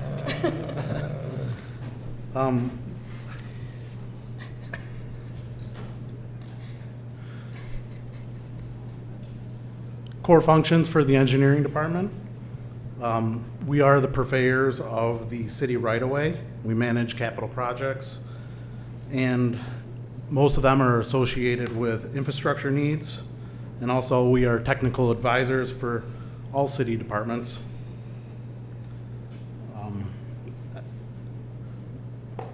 We are also responsible for the maintenance and all city mapping for as-builts and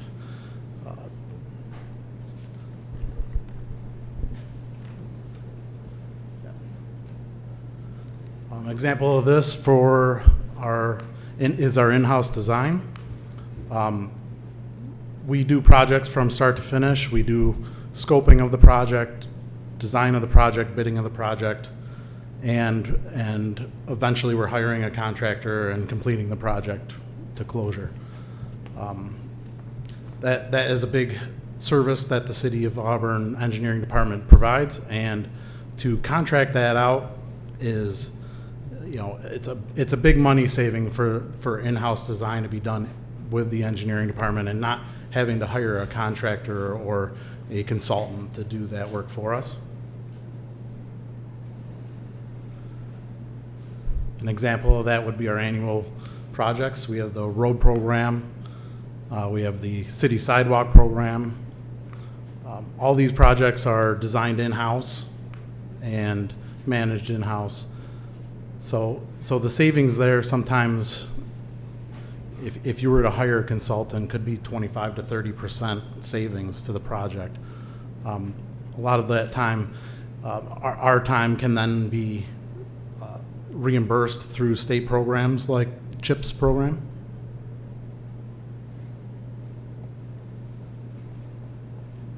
We also manage a lot of state and federal aid projects. The examples here would be Aurelius Ave Bridge project, the Lake Ave Bridge project, and then one that was already completed was the Standard Ave project. A lot of these are state-funded projects that we develop a plan for spending the state funding. We bring it to council for approval, and then we manage that funding and that project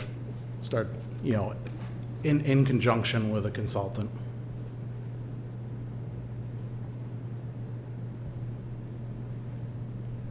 Five-year outlook for our projects here.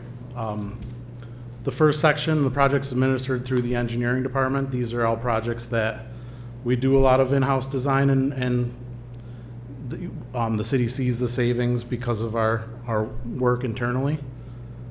The second section, Bridge New York, locally administered federal aid projects. Those are ones that we manage, but is also done through a consulting firm. And then other projects that are state and federally funded that we have as much input as we can, but mostly those are managed through the state. You can see the projects administered through the engineering department over the next 5 years, including CHIPS program, CDBG, building demolitions, and renovations. It totals to about $20 million. And then additionally, the locally administered and Bridge New York projects is another $20 million. This is pretty typical over a 5-year period. So we manage quite a bit of money in our department, and which is in turn projects that are delivered for the city.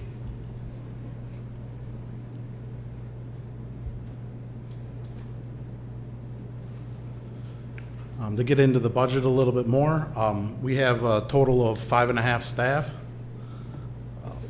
I wanted to make note that we have had a couple retirements in the past. We're sort of in a growing state right now. We're hoping to actually grow our department, especially with upcoming retirements possible in the next 5 years.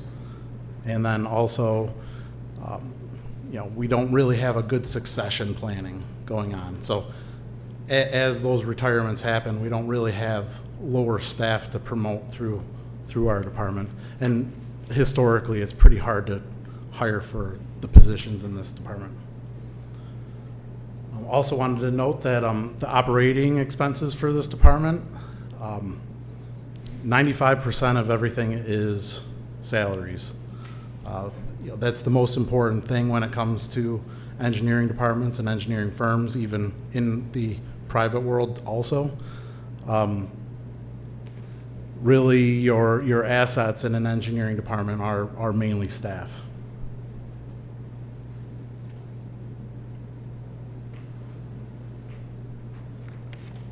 This is how our 27 requested budget was presented. Most of the top lines, those are contractual. We do have some operating expenses that are, needed, but that's where we were, in the scenarios that we were given to try and cut costs in our department, that's where we would try and cut most of our costs.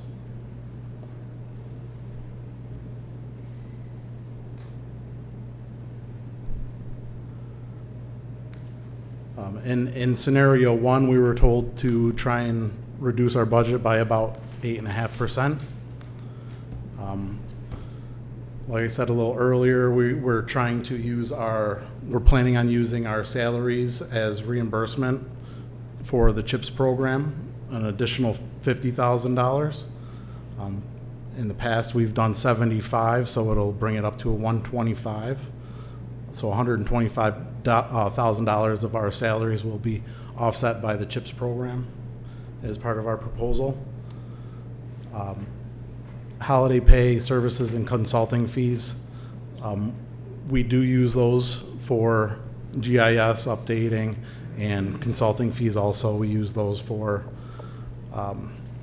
bridge flags or structural issues that might be in city buildings.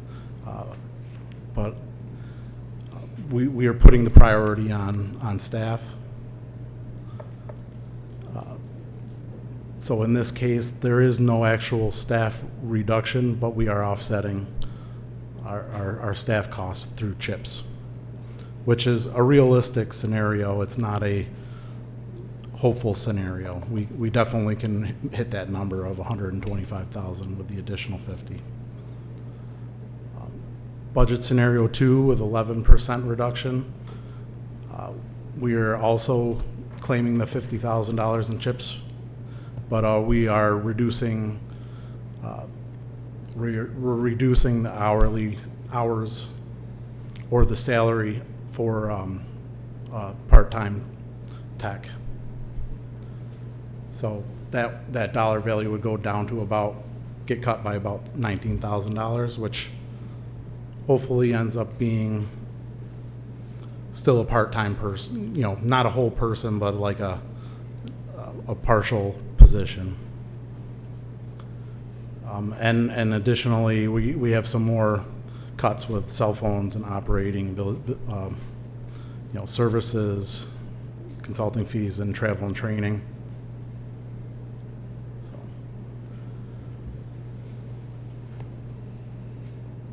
that's it for me. Question? If you have additional questions. Hey, Scott, back on that one slide, it was the second from the last, the requested budget. Yep. I see you had already deleted the 500 for holiday pay, so that was the question I was going to ask about that. When you're looking at that overtime line there, would it make sense to use the part-time guy as to not pay overtime out, being that he's under the hours anyways, or is that overtime something for more specialized guys you got up there? I don't know the breakdown of who you were, Yeah, a number of years ago, or like probably 2 years ago, our budget for overtime was closer to $12,000. We have already made cuts in the last 2 years on that line. Typically, that's used because the contract, we're doing a lot of inspection work, and during the summertime, we're trying to work contractors' hours as much as so we can keep track of our projects. It's really tough to keep ourselves in that line. $3,000 goes pretty quickly. So yes, I do think that we could adjust something towards the temporary part-time person, because everybody in the department has been very helpful to, in cognizant of not using overtime. Right. Yeah, I know a lot of the departments in the city, some of them, they actually change the hours to accommodate the services they're providing and stuff. I didn't know, if we got inspectors that are coming in later on, and it doesn't have to be the part-time guy, but we could have that covered possibly by him if the guy's working 10 to 6, something like that. Obviously, you don't want to inconvenience everybody, but instead of paying the money out, if we have somebody that's part-time anyways, we can use that, I think. Yeah, and in a realistic world, it's it's hard with 5.5 people to do that all the time, because we do have other obligations. People do take time off, especially in the summertime. So we would definitely do that where possible, for sure. What's the cell phone line? I see that 3,200. There are cell phones. Everybody in our department's got a cell phone, and we use that also for our surveying equipment, because we need to have a Wi-Fi connection for going out and doing the survey and our GPS equipment. The last question I had was the uniform allowance. I seen that you and Seth had nice suits on today. I want to make sure it wasn't coming out of that line there, the Yeah. 2,900. It is a contractual expense. Okay. It's not something that we just made up. All right, so that's paid out to each employee. It's obviously not issuing uniforms, it's just being paid to them. Correct. Appreciate it, thank you. Yep. Councilor Cuddy? Mr. McIntyre, you mentioned using CHIPS money to reimburse salaries. when engineering staff are used on something like Lake Ave Bridge, are we able to charge that time back to those projects? Or I know that engineering spent a significant amount of time down at wastewater treatment plant over the last few years. Are we able to charge any of that time to those projects to reimburse our budget? Partly, so the guidelines for CHIPS are available online, but what they would say is you cannot cover admin costs. So projects like Lake Ave Bridge, we're mainly doing admin. Okay. But we can cover design costs and project expenses like inspection and stuff like that. So our involvement with the, our annual projects is where we would see the 125,000. Lake Ave Bridge, we probably wouldn't qualify because it's more of an admin project. And then the wastewater treatment plant, yes, we are doing inspection, but it also has to be tied to a transportation project. Okay. So we wouldn't be able to do it as part of that. And yes, we have spent considerable time supplementing inspection at the wastewater treatment plant too. Okay, very good. The other questions I have really aren't budgetary. Do you have any update on the arterial and whether or not the state's gone out to bid yet? The state has not gone out to bid yet. Okay. Seth and I were actually just in contact with them recently too, and they didn't give us a specific date for going out to bid, but the plan is in June to go out to bid with a beginning in 2027, but will probably be more patching and utility work. 2026, fall 2026, patching and utility work. We'll see most of the work done in 2027 as far as the paving. And then the second question I have, state budget's late. I heard or read an article with an anticipated date of possibly May 19th.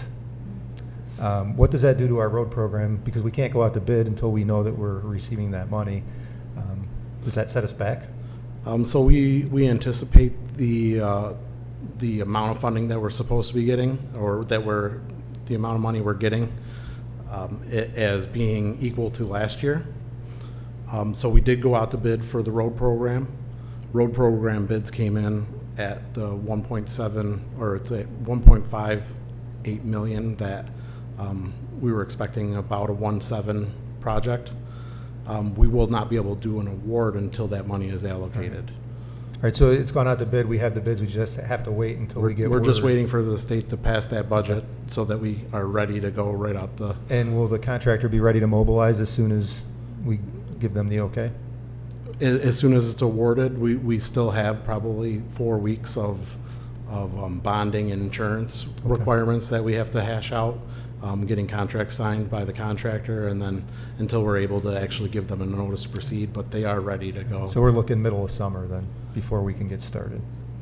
Hopefully at some point in June or beginning of July. All right, very good. Thank you. Yep. Next, we have our comptroller's presentation of revenues and fee schedule. Ms. Leeson, welcome.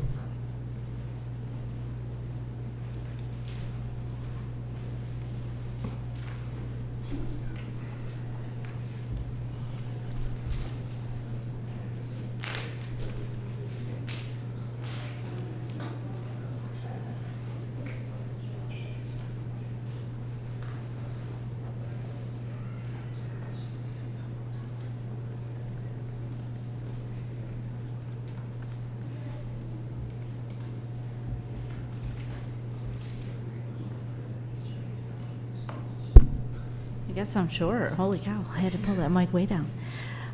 Good evening, Mayor and Council.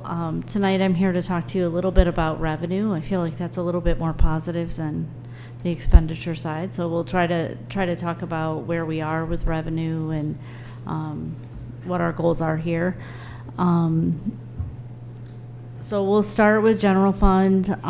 As we talked about in our requested budget, we came up with a number of $47,596,000.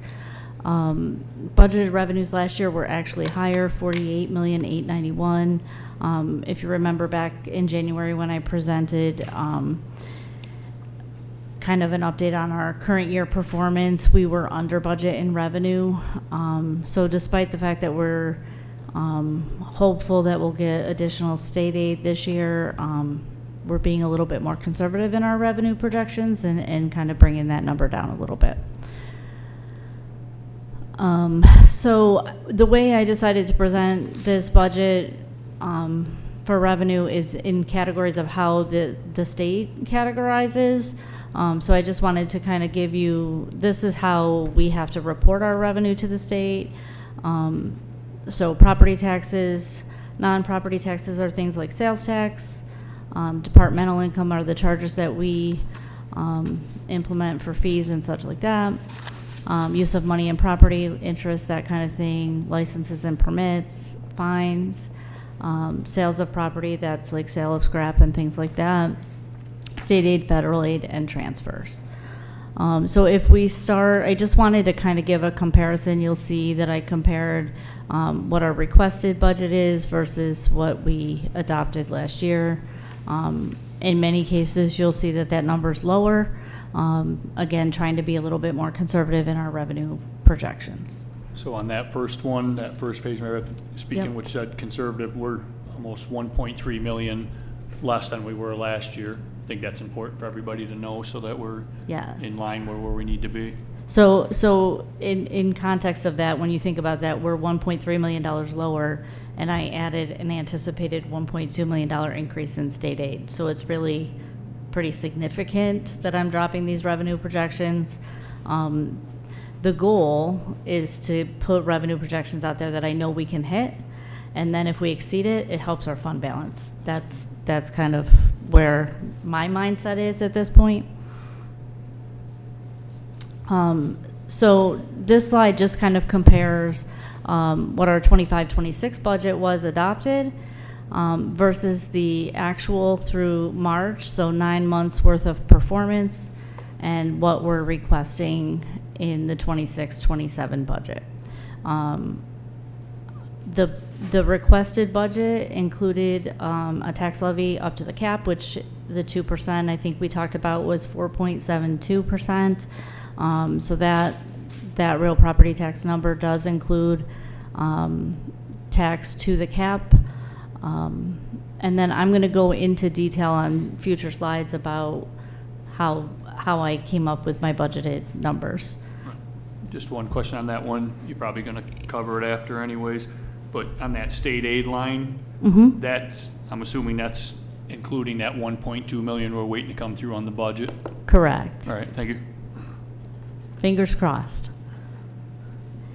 This slide was just really to kind of give a little bit of a breakdown of where the sources of our revenue come from. Obviously, property taxes and things like sales tax are a big portion of our revenue. It's really important that we spend local, I guess, for our sales tax, and that we can help our homeowners be able to afford the property tax. So revenue highlights, property tax and other tax items would include property taxes, the pilots, and penalties and interest on tax bills.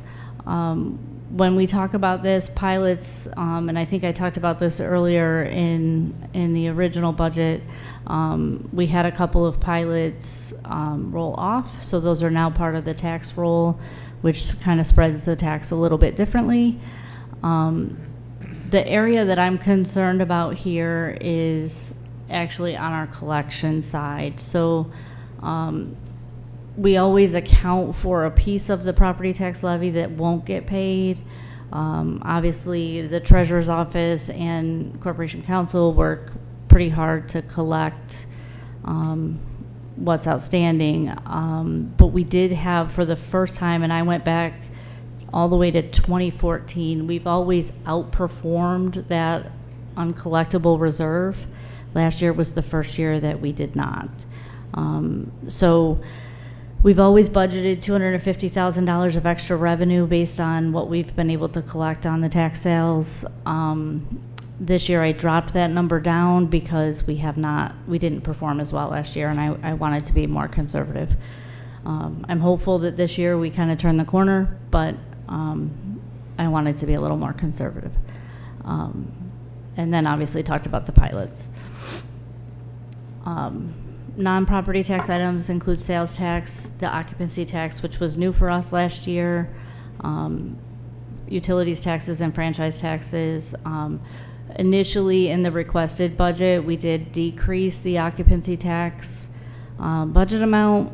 Mr. Mason has been super helpful in getting data from the county, and we will adjust that in our recommended budget. The county also collects 5% in occupancy tax, so getting data from them is helpful so that we can come up with a realistic estimate. On that one line there, for the cannabis tax, it looks like we're gonna go 180,000 for the year. I know we were like 132,000 the first 12 months. That's, I think you and me spoke about it already, because we've been pulling about 45,000 a quarter since then. Yep. So when I'm looking at the most recent quarters in this fiscal year, we've been pulling about 45,000 a quarter. The city receives 75% of cannabis tax collected. The county gets 25% of that amount. So based on what we're currently collecting, that's what we budgeted. We've been reviewing sales tax revenue, so obviously I started developing these budgets in January. We're now into April, so we have a little bit more experience. I reviewed our sales tax revenue.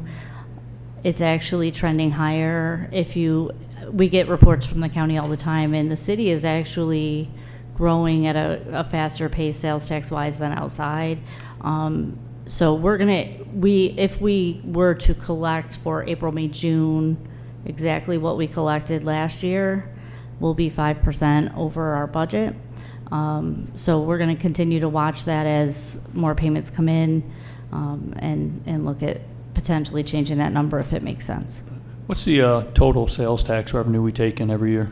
So we budgeted 11,650,000, I believe, last year. We've been batting around some numbers. It's not in the budget right now, but I'm projecting putting in 11.9 for next year. Another slight development on the cannabis end is 6 miles up the road, another new one opened. Really? Yeah, over in Skinny Alice, so they haven't had one yet. So you might assume that those people might have been coming here or going to Syracuse, but now there's one open on Route 20 right over the road. So be interesting to see what happens with that. For sure. Departmental revenue, there's charges from fire, ambulance, police, civil service, cemetery, parking, and treasurer.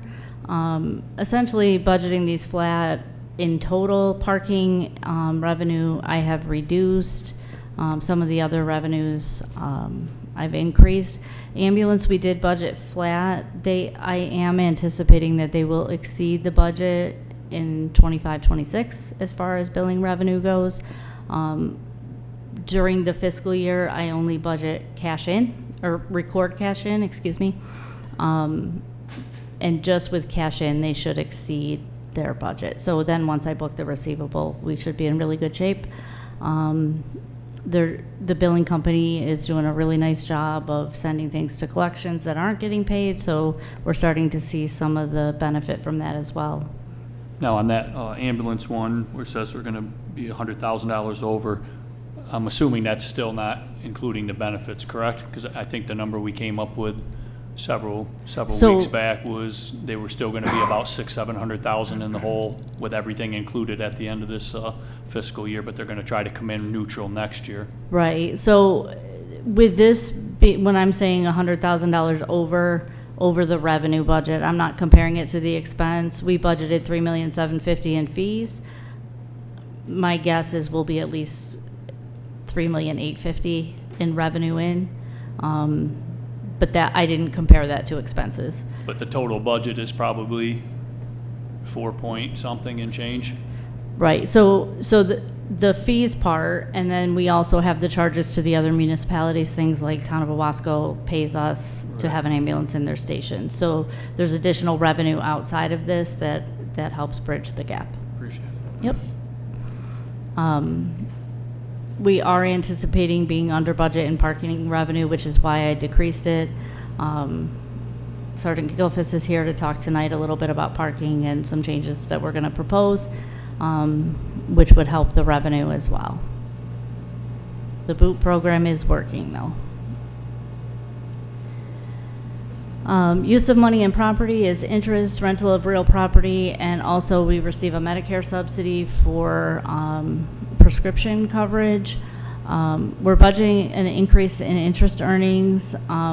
We've been consistently exceeding our budget in interest earnings over the last 5 years, so I am increasing that budget. Medicare subsidy's been a little bit tricky. There were some changes in the way it was claimed. Revenue was pretty low. I have been working with our consultant, USI, in the last couple of weeks to firm up a reasonable projection for next year. They can see how many prescriptions are eligible for subsidy, and then they can give me a projection of what we'll get for revenue for next year. So I'm working on refining that. Right now, I've dropped that budget significantly based on cash collections in this year, but they're going to give me a firm number. Licenses and permits, primarily clerk's office and code enforcement. As we all talked about, certificate of occupancy. A few years back, we had a really big spike in that revenue. That's gone down. Part of that is some of those charges get levied to taxes, and the way that we're doing that now changes the way that we had some changes in the structure of those fees, and so that's changed the revenue as well. So I've dropped that revenue down to something that I'm hoping we can be more successful in hitting. Yeah, what number are you going to use for that, Mary Beth? I mean, I know we went 450,000 last year. By January, we were only at like 79.7. Even if you doubled that up, you know, you're still going to miss by 290,000. So Yep. we definitely got to be way lower on that one until we can get the help to help with these Yes. inspections. So what number are you thinking about So coming in at? we currently have that budgeted at 150. Right now, through the end of March, we were at about 97,000. It'll be tight, but I'm hoping that we can hit that. I also looked at, and we have a meeting scheduled for next week, charges that haven't been paid that will be levied to taxes. That's a big chunk of that revenue. So I've looked at that to see where that will place us, and that's part of how I came up with the 150. Sale of property and compensation for loss. I'm changing the way that we do this. So we've historically, as far back as I can see, budgeted for insurance proceeds. I don't really like that practice because what happens is, and I'm not picking on you guys, but I'm going to use APD as an example. So if a vehicle gets in an accident and it's totaled, we can't really budget for that revenue because we're going to take that revenue in, but we have to increase the expenditure budget because they have to replace the vehicle. So it's not really profit to us, it's just a wash. So I'm not budgeting insurance recoveries this year. If we were to get an insurance recovery for something that we decided not to replace, it would be a profit, but most times we're replacing whatever's been damaged or repairing. Sale of real property, fairly flat there. That's the primarily the properties that we take for tax foreclosure, and sale of equipment would be surplus equipment that we sell. State aid includes AIM, arterial maintenance, CHIPS reimbursement, and traffic safety money. Again, we budgeted the $1.2 million that we're hopeful for in temporary increase to AIM. Budgeted anticipated federal aid for bulletproof vests. I am working on, as far as the forestry grant, I have been working with Ms. Elvick. There's a salaries piece to that budget, so we're going to work with Mr. Rhodes and Mr. Talbot to try to start capturing some of that time, so I'm going to recognize some of that revenue in the general fund budget as well. Operating transfers. So this is really where we kind of missed the mark last year. We were hopeful, based on energy production in the previous year in the power utility fund, that we would be able to pay back some of the monies due to the general fund from the power utility fund. Unfortunately, that did not happen. So that's really the biggest shift in this. Funds, landfill, water, and sewer all have to pay basically an administrative charge back to the general fund for the share of my time, and I'm pricey, and some of Jenny's time, and etc. So we charge them a piece, and that falls in this other operating transfer account as well. So really the biggest change in here, a big part of the change is that power utility transfer. We're not going to budget that because I can't count on them being able to produce enough. It's really dependent on weather, and so we can't count on that transfer. That's it for general fund. So I'm going to stop there in case people have questions before I move forward. Any other questions? Also. Okay. Landfill fund, we are not proposing an increase to the refuse collection fee. Last year, if you remember, we did a significant change to that fund. The intent was to hold the fee for a second year so that we could get that fund stable. When we had to increase that fee, landfill was owing the general fund $800,000 in cash. So they paid back the majority of that in this fiscal year. They will pay the rest of that back in next fiscal year. But still able to remain flat. So in this fund, the refuse collection fee is the charge on taxes for the per unit. Just to be kind of transparent, so we budget based on a number of units, so we break it down by category. You'll see that what I'm requesting this year is different than last year. So there are exemptions, and there are properties that change. Like if they changed from a 2-family to a 1-family or something like that, they would change in category. So I've accommodated those changes in my requested budget.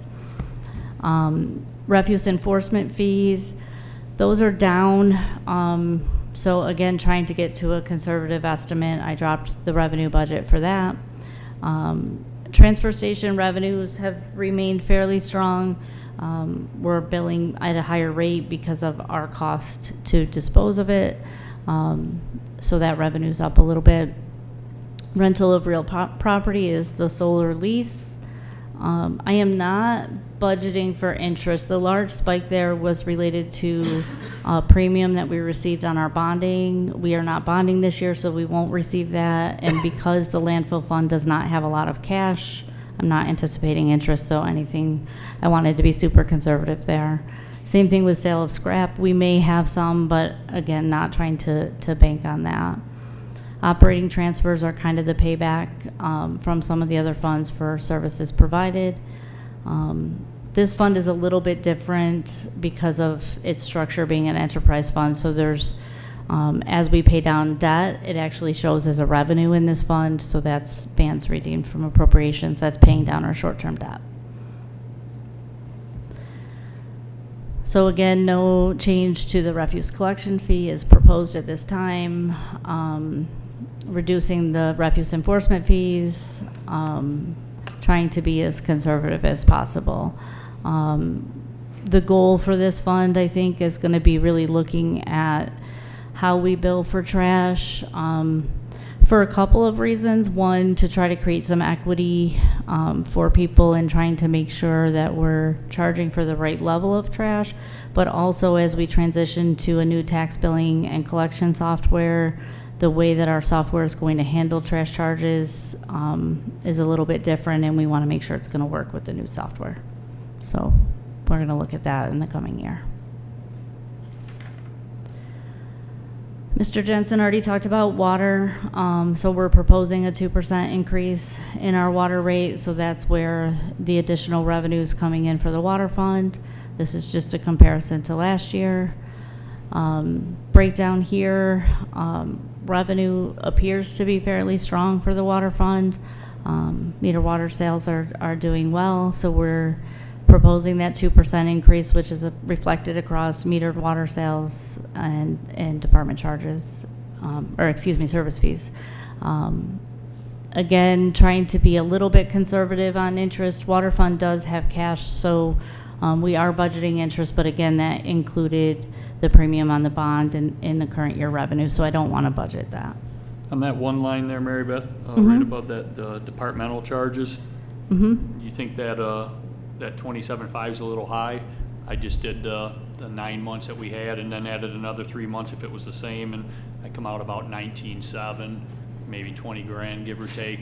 Is it the same thing that's happening, like, since January, you're actually bringing in more, and then what the number's showing, that's how we're a little higher? I just don't want to go over. I believe so. I believe I looked at it. I will double check it though. Off the top of my head, I don't remember. Okay. My sidekick over here is helping me. I told him he was going to have to help me with these revenues. So that one does vary a lot, is what he's saying. So, but I'll double check for sure. The transfer from the sewer fund, so water billing, bills for both water and sewer. Yeah, my sidekick. So there's a reimbursement from the sewer fund for their share of the billing charges.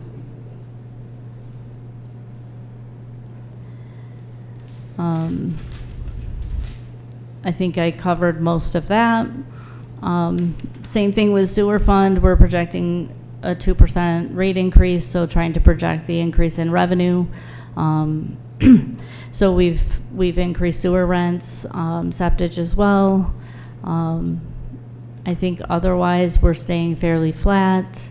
Again, we're not converting any short-term debt to long-term this year, so I'm not putting that premium in. We did take a closer look at landfill leachate treatment to see if we're billing the right. That goes between sewer and landfill. I think, Mr. Jensen, you said that was a good number, so we're sticking with that.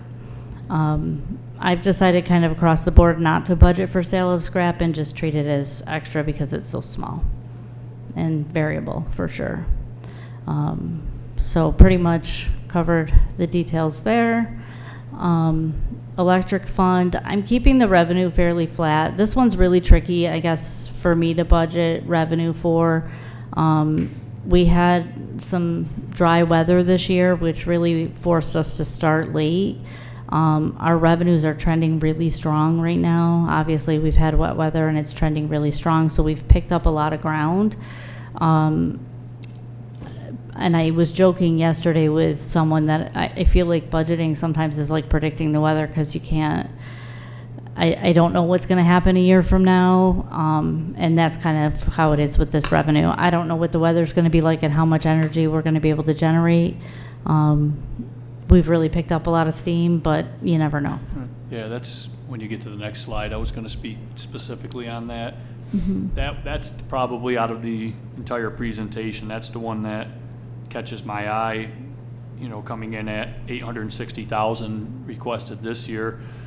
And it's like you just said, if it's a dry summer, right, just off what we are possibly going to make this year, we're going to miss that thing by almost $400,000 if it's like last year. That's just a monstrous. So, I mean, the one thing I would say about this that's different is there's a lag. So even though it's showing a 9-month period, it's really only like 6 or 7 months worth of activity because of the lag in the energy billing. So it's definitely way behind, like the timing isn't the same. So we don't, because of the timing of the NYSEG billing, and that's where we get the energy credits from, you know, we can calculate those energy credits from. There's usually like at least a 2-month lag. So you're really only seeing 6 or 7 months worth of activity in the actual data. Once we get to an accrual at the end of the year, you'll see the full year. That's why I'm saying we're starting to catch up. And that's really the data that I'm looking at. Ultimately, this budget, and I hate to say it in this way, but we're not levying tax off of it. We're never going to make a profit in this fund. If I budget lower, it's not going to really necessarily have any impact other than the budget to actual comparison. right. I mean, not looking to make profit. I just don't want to lose $300,000-$400,000 off, you know, if the weather is, like you said, dry or something along those lines. But if there's a lag, it's probably a little closer, I'm assuming. Yes, yes. And that's what I actually worked, you know, I've had conversations with Mr. Jensen, I've had conversations with Ms. Selvik, and Teresa Adams, our assistant comptroller, does a lot of work on the energy credits and tracks them. We're definitely catching up a lot is the feedback I've gotten, which is why we kept the projections flat. We could reduce them. I guess what I would say is I'd like to watch another month and see where we land and then go from there. I'll just write down that Seth said we were going to make 860,000 on this one. We're talking. All right. Would it make sense to, when we budget for this, to like average the last 5 years? Probably. Yeah. Yeah. I mean, it's difficult, right? Because it's all based on the weather, really.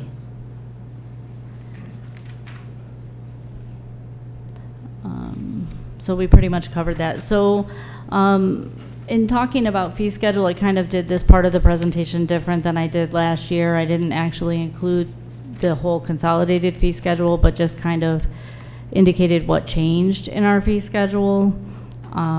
So I'm just going to go through the highlights of what changed. So for the ambulance department, there are times when they get called to a scene, they provide treatment, the patient refuses a transport. We can't bill insurance for that. We used to bill $150 for it. They stopped billing it because I is proposing putting that back in because we're still providing a service. She is also proposing adding a long-distance transport surcharge. It's a lot of time for our staff when we do these long-distance transports. Is that industry standard? Yes. To do that? Okay. Mm-hmm. And does that get billed to the insurance company? Honestly, I don't know. I would have to ask. City clerk, I believe new this year we're adding for foils when we have to use a flash drive, the cost to reimburse us for that, and increasing the officiated marriage fee from $50 to $75. In the codes and planning departments, site plans, I think the increase here is really just based on the amount of time that it's taking our staff to go through those plans. Same thing with zoning amendments, it's about the amount of time. So these fees that we're increasing here, just really trying to capture staff time.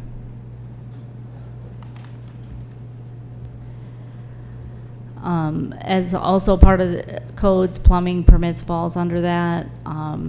So we're changing kind of the way that we bill that based on the number of fixtures in a single family home. In the past, it was a $50 base fee plus a cost per fixture. Now we're just kind of setting a flat rate. Updating sanitary sewer and new water service and repairs and replacements. Trying to be more comparable to, again, our time as well as other communities in neighboring areas. We are proposing an increase to the administrative charge for the revolving loan program. As you remember, our auditors recommended a review of this. I am going to bring forward an updated policy with regard to revolving loan, but we are proposing an increase in that administrative charge to cover staff time. That fee would also end up being on sewer and water laterals as well. Parking, I'm not going to talk about a ton because obviously we have another presentation on that tonight, but I am recommending removing kiosks and providing the QR code. There is text to pay, call to pay, there's the app, so there's options for people. We also are adding a 1-year permit. We've done 6-month permits for open lots. We're going to add a 1-year rate as well. Police is increasing their fee for over 2 hours for a FOIL request of body-worn cameras based on hourly rates of staff.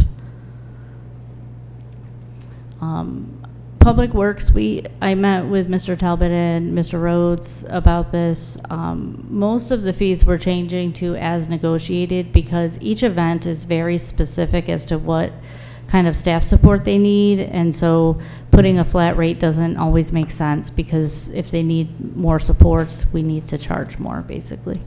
On that ice rink rental, is that going to cover our cost? I know we've talked about it a lot, how low it actually was when you start adding in the cost of running the chiller and all that stuff. Yeah, so that's why it's such a big increase. We are working on some other options, and we've been looking at also like how long we keep the ice open. So historically, it's been October through the end of February. Should it be less than that, more than that? Trying to figure out what the right method is. So that may change, but as of right now, that's where we're at to cover our cost. Has that rate been communicated to the major renters of that so that they can budget properly? Yeah, so we've already met with the school district. Mr. Rhodes met with Auburn Ice Hawks so that they're aware of where we are. Soul Cemetery, that was probably the one that I spent the most time on. So we have not raised rates at Soul Cemetery in several years. I'm going to say more than 5. So we looked at what neighboring cemeteries are charging. We are still significantly lower even with these rate increases. And again, I felt like we needed to do an increase because our staff time. We need to cover the cost of our staff, especially if we're calling in staff on weekends and that kind of thing. So I worked with Mr. Talbot and we increased those rates. We also increased the rates for the foundations. I wish I would have taken notes, but Mr. Talbot was giving me information on the cost of cement from years ago to now, and he's like, we have to increase the price because our cost has gone up. So these rates, it seems like a big jump, but we haven't increased them in a very long time. Sewage treatment, I told my phone a friend over here that he was going to have to help me because I don't even know that I could speak to any of this, but we are increasing fees, and I think based on our conversation, it was really, again, based on the driving costs behind it. So things like electricity going up significantly, we needed to increase our fees so we can cover our costs. So 6% increase. And this is for outside sewage that we're accepting? Correct. So in the treasurer's schedule, we did add the boot fee. The boot fee we pay to the tow company, but we did add it just so that it's clear in our fee schedule. And again, in water, Mr. Jensen's requesting some increases to fees there. So for example, the main taps we're going to charge for labor and materials. We're going to add a 10% surcharge onto new meters. And then this is the 2% rate increase for water and sewer, and what those rates would look like. Obviously, you heard about that in the presentation earlier. Questions, concerns on lots of stuff. You good? I just wanted to note that it's good to see some of the increases for services that staff provides for the codes, planning, zoning. I've always felt that those were very low for quite a time in industry, below the industry. So it's good that we're finally catching up with some of these fee schedules. So I just wanted to note that. Very good.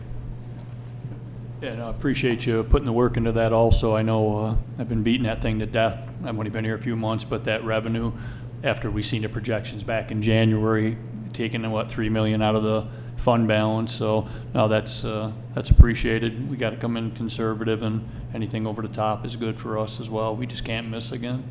Yes, that's the goal, is to be conservative, and that way we can, the goal would be to add to our fund balance. Very good. Thank you. Thank you.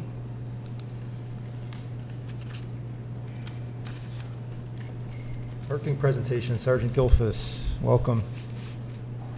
Everybody's favorite topic.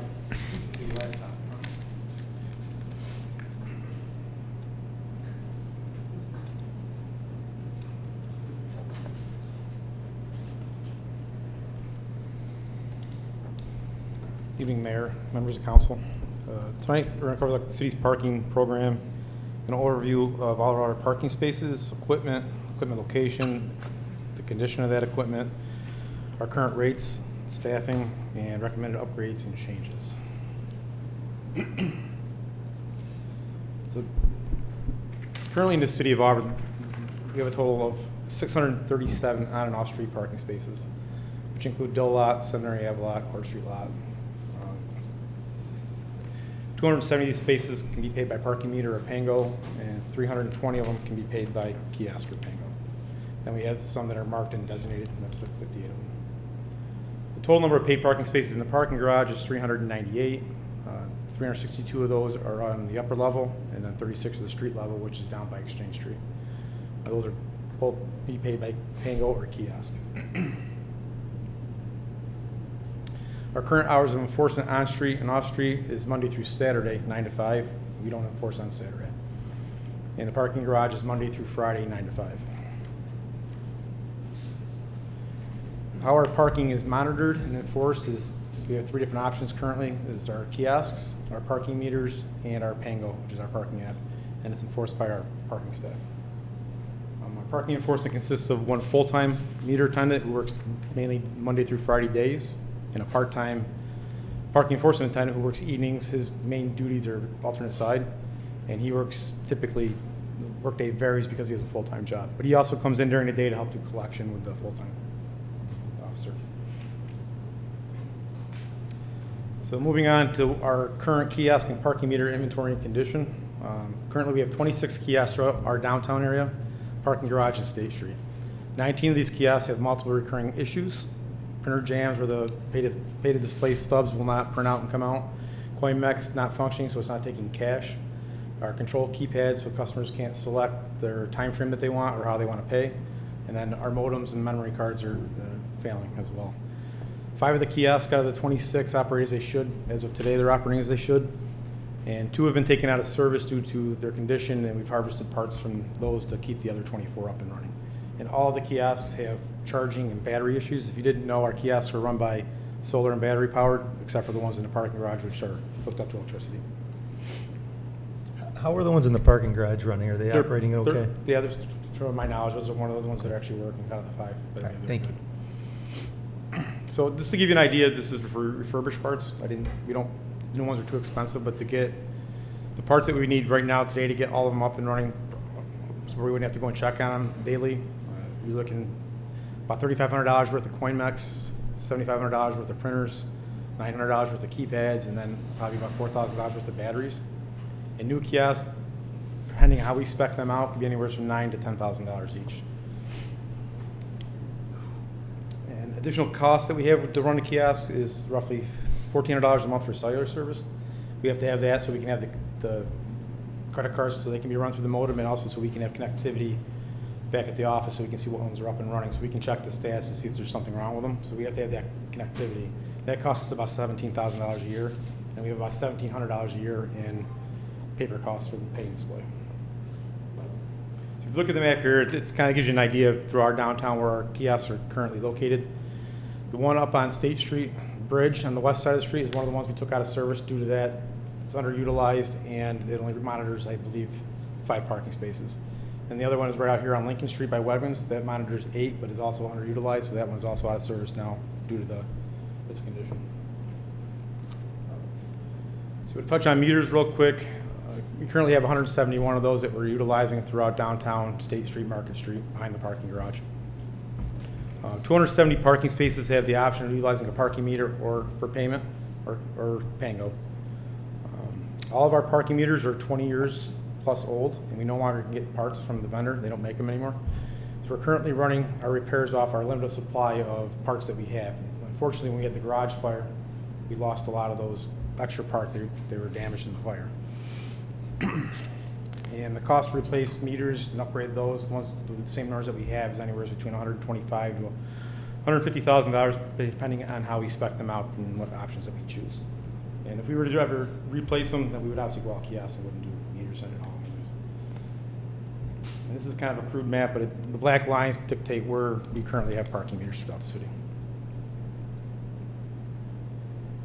So as Mary Beth touched on, and other city staff, we talked about this for a better part of a year now, just because of the condition of the kiosks, the amount of time that's spent every day keeping them up and running. Our parking staff probably spends every morning he's swapping out batteries. He's spending a good part of 2 hours, 3 hours every day just running around chasing those and keeping them up and running. So we're proposing that we would remove all of the kiosks based off of the cost of running them, the cost to repair them, or the cost to replace them, and probably go where everybody else is kind of transitioning to, is going to an all app-based parking system. So that would basically mean we remove all on-street, off-street meters and kiosks and go totally app-based on the street level of the parking garage, upper level of the parking garage, court lot, summary lot, bill lot, and all on-street would be app-based. This would help us with, there would be no more equipment to upgrade, money collection would be eliminated, so we wouldn't have to have two members of our staff come in and do the money collection. Then it would save on the maintenance costs and staff's time, would free up parking enforcement to conduct more enforcement. He wouldn't be dealing with all the issues that he deals with every day with the batteries and collection and repairs. Treasurer's office wouldn't have to count the money from the collections anymore, so that would save them time in the office there. And there would be no more maintenance or repair costs. We would incur some costs for the signage. Obviously, we would have to put up signs where the kiosks were and where the parking meters were, so letting people know, how to pay for parking. I know there's reservations about the switch, but the trend showing from 2024 to 2025, our Pango usage is still up 18%, even with all the other options that we're still offering. So it is on an upward trend. People are starting to use it and take advantage of its convenience. So in preparation for this, city staff also worked with Pango. So Pango is traditionally just an app you download on your phone, you set it up, you use it when you go to the park. Some people don't necessarily want to download an app, so if they don't want to do that and have the app on their phone, they can scan the QR code and they can set up a one-time payment that way. And for the people that don't have a smartphone and aren't tech savvy, don't want to do that, there's a 1-800 number they can call to start and end their parking session. All those options are currently up and running and are available as well. Do we have any data on how many people have called the number? I do not. Okay.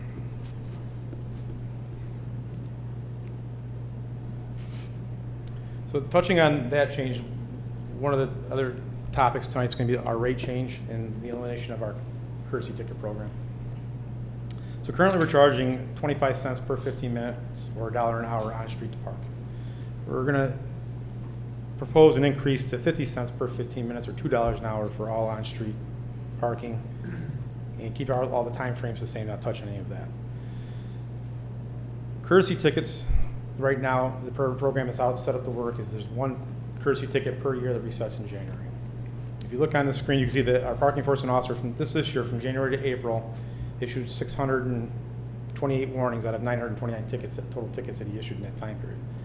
So only 301 tickets were actually issued that aren't warnings, so double warnings versus tickets. Right, so you got 67.5% that's just a warning, so he's just out there writing warning tickets, basically. Which still costs us money, because we got to pay for the tickets are about 36 cents each, and his time, and Right. so they're not free. So it's costing us to issue those warnings. I would like to propose to eliminate the courtesy program altogether, and I have mixed reservations about it, but mostly you can tell people, no, at the beginning of the year, I have my warning. I'm going to wait until I get my warning before I start to pay. But one, our staff is limited as is, you might not get to them until June, so they can pay the first half of the year and never pay. So if that isn't comfortable, the only other option I can see that would be plausible to keep would be if you want to do the one warning that's to that license plate for the lifetime of that license plate. Once that license plate gets a warning, that's it. And you can set the system up that way? So what happens when you scan the plate now? It comes up with warnings, and it shows you the date when they had it. So you can see it. We pay for that. That's another thing we're paying for that service, to have that software to be able to give the warning. So it's another fee on top of the paper and everything else we have to pay for to issue those warnings. I like the idea of one per plate, per lifetime. And I think if we were to go that route, just make it retroactive to January 1st of this year. That way we're not resetting again. Because the staff, when we look at it, you can traditionally tell. We're just starting at the end of the year. We're starting to get some tickets. Tickets are going up, and then all of a sudden you see it's okay. It's the first of the year comes around, and now it's right back to warnings.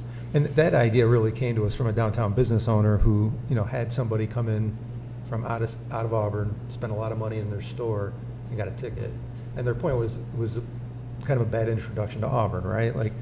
So I think if we do it once per the lifetime of the ticket, that kind of accomplishes that, but also cuts down the abuse, almost eliminates the abuse of it. I agree, 100%.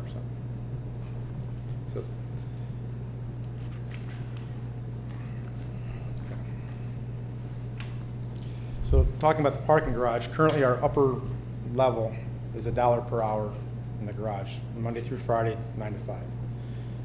We keep everything all on the same platform, $2 an hour. We keep the hours the same in the parking garage, but just keep it the same rate as what's on street. The increase. So with that increase of the daily rate, we also looked at parking garage permits. So currently right now, 1 month is $50. We're proposing an increase of $7 to $75.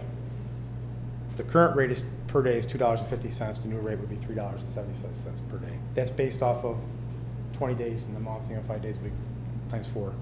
3 months, we want to see an increase from 135 to 200, going from 225 to $3.33. 6 months, 250 to 375, which would be $2.08 to $3.12. I don't think that's going to be wrong, but 1 year from 450 to 675, it would be $1.87 to $2.81.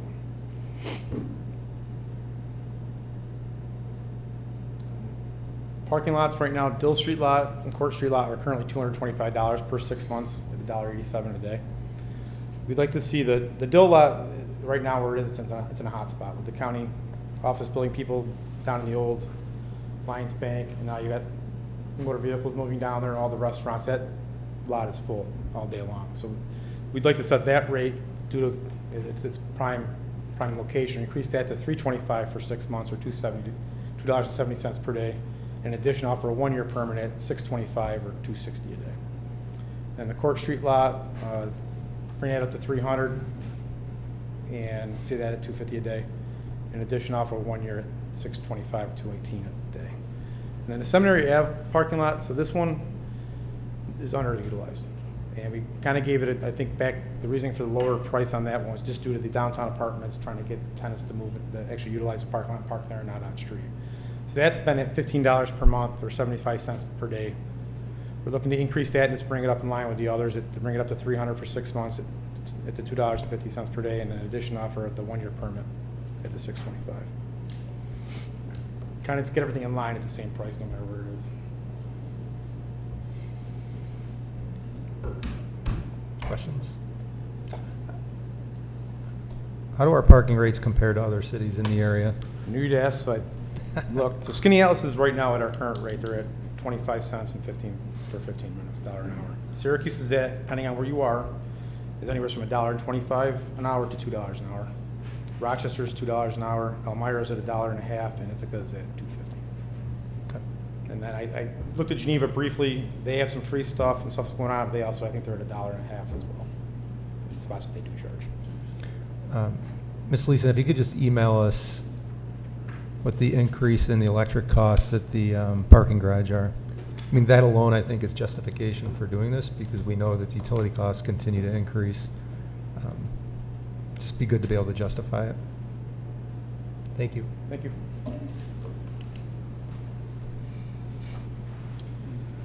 Other business from the council? Councilor Cuddy. Yes, Mayor, thank you.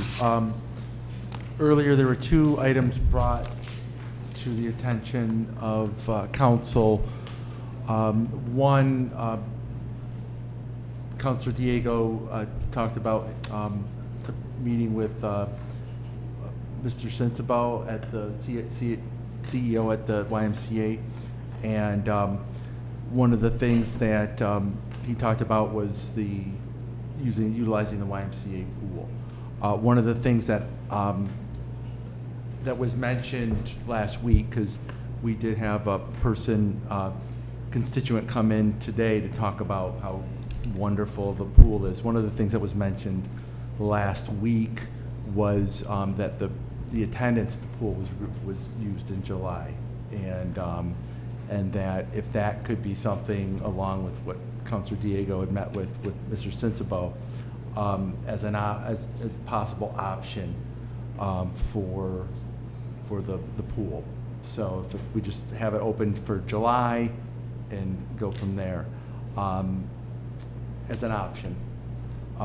The other thing I wanted to discuss was there were several people concerned about the flock safety. And I wanted to ask Corporation Counsel, it was mentioned that in a foil, that council had not approved the acceptance of the proper procurement of the flock safety cameras. Can you find out more information on what recourse the city has if we do indeed want to like null and void the contract? I'll look into that, Counselor. Thank you. I also want to, I actually want to start my feedback from the council tonight. So this for the city manager and staff, I'm giving you, for city manager, I'm giving you my input for the budget tonight.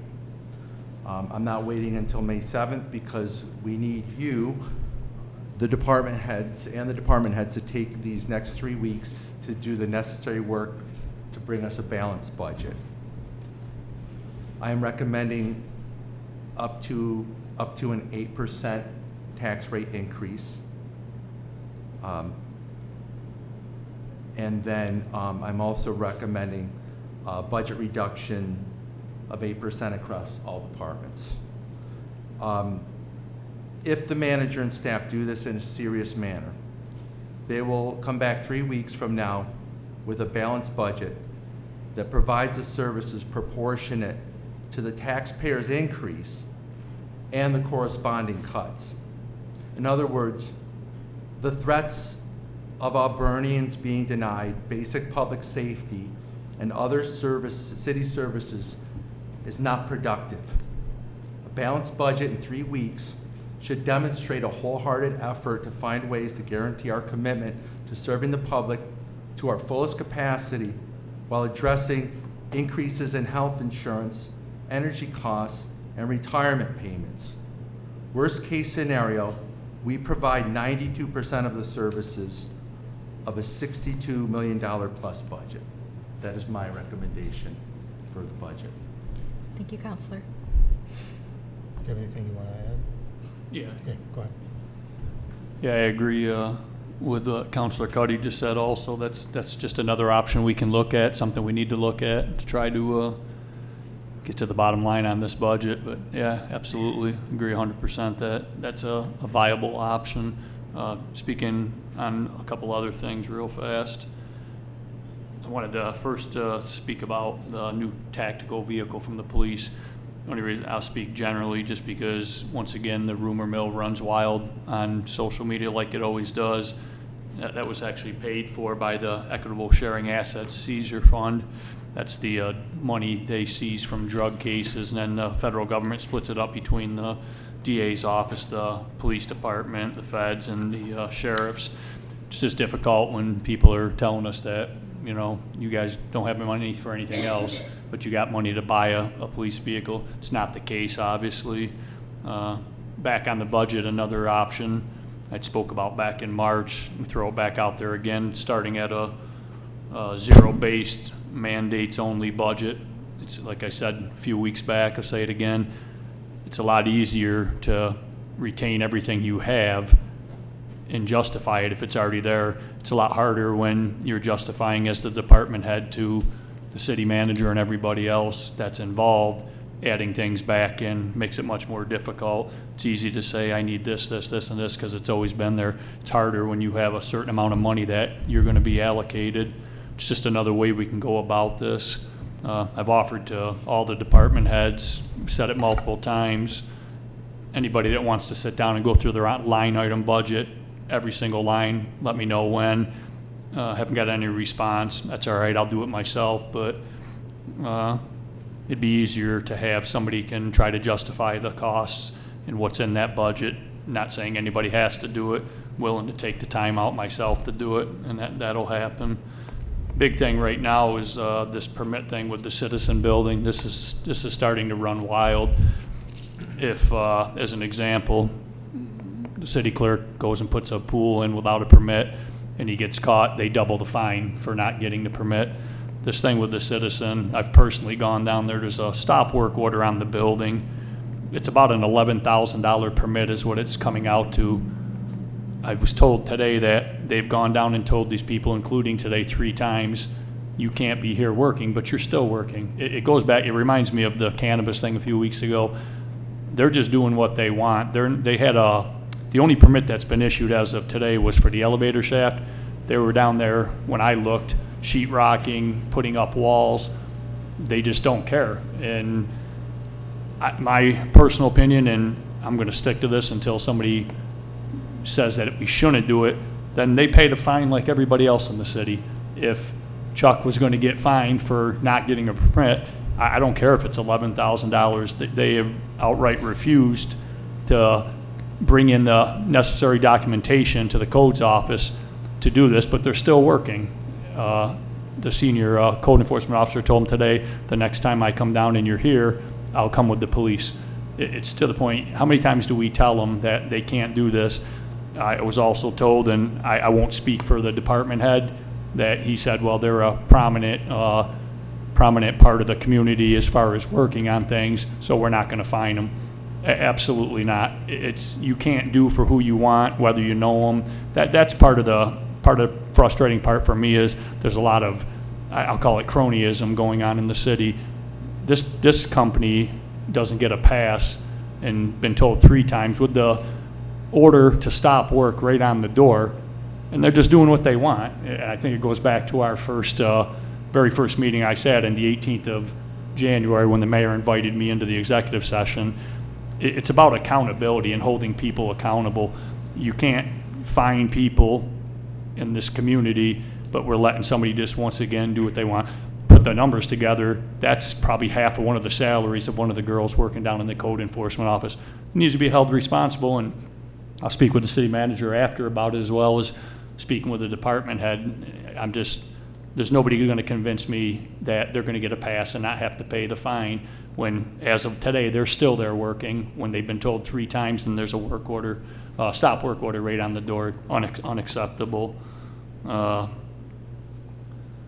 Couple other things, going back to something I asked last week about helping with these inspections for the codes office. We know they're short.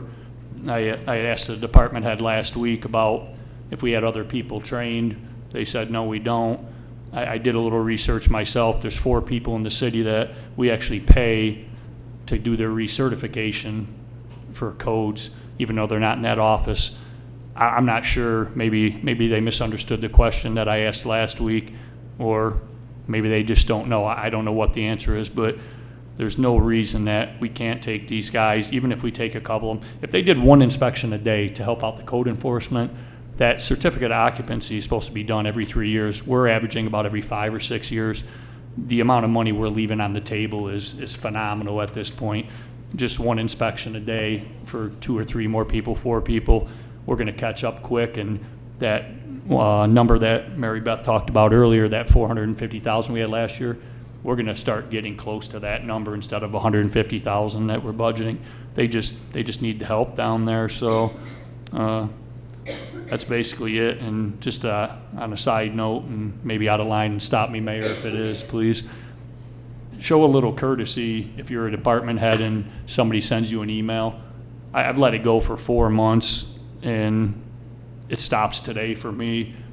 If I request something, I don't ask you to jump through hoops to do it.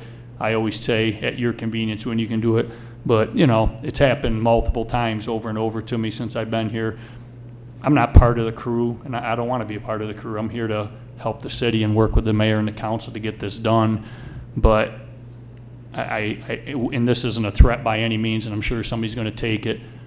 You should probably go ahead and look at that contract, you know, for management. And there's a clause in there that says at-will employees, and that's not a threat at all. But you need to do what you're supposed to do. And I'm not anybody important, and I'm not claiming to be any important, but a little courtesy and responding to an email goes a long way.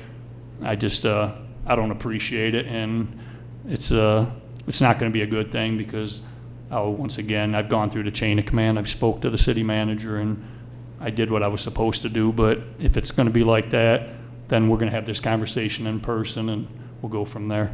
Thanks, Mayor. Thank you, Councilor Diego.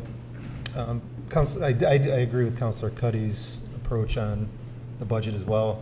I don't think there's any benefit in waiting until May 7th. We don't have a meeting next week. because it's the fifth Thursday. We have our final assessment numbers.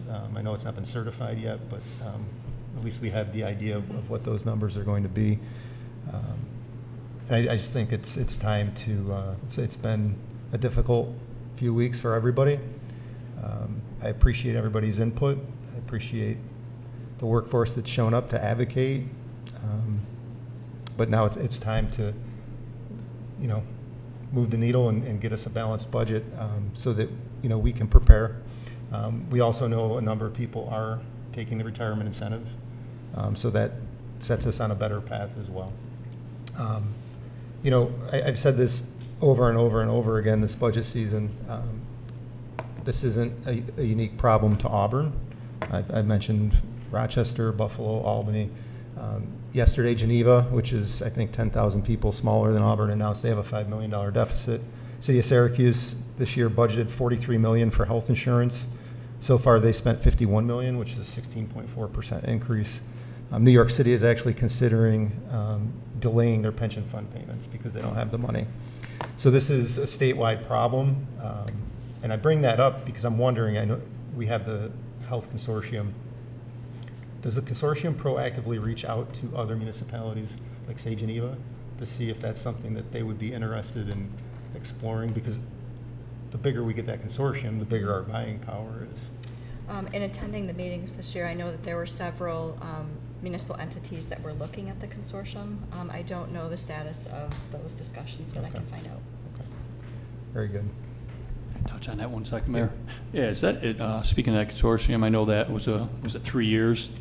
Is that something you can still send out RFPs for cheaper prices? I was speaking to an agent out of Marcellus, and they were telling me how certain person that they've been in business with for a long time insists every year that you're going to lower the premium or we're going to get rid of you. And they sent me a chart and they've lowered it 19 years in a row. It's just something that caught my brain. I told them to get a hold of you guys here and, maybe set up a meeting, but is that something we can actually propose to other people even though we're in a contract?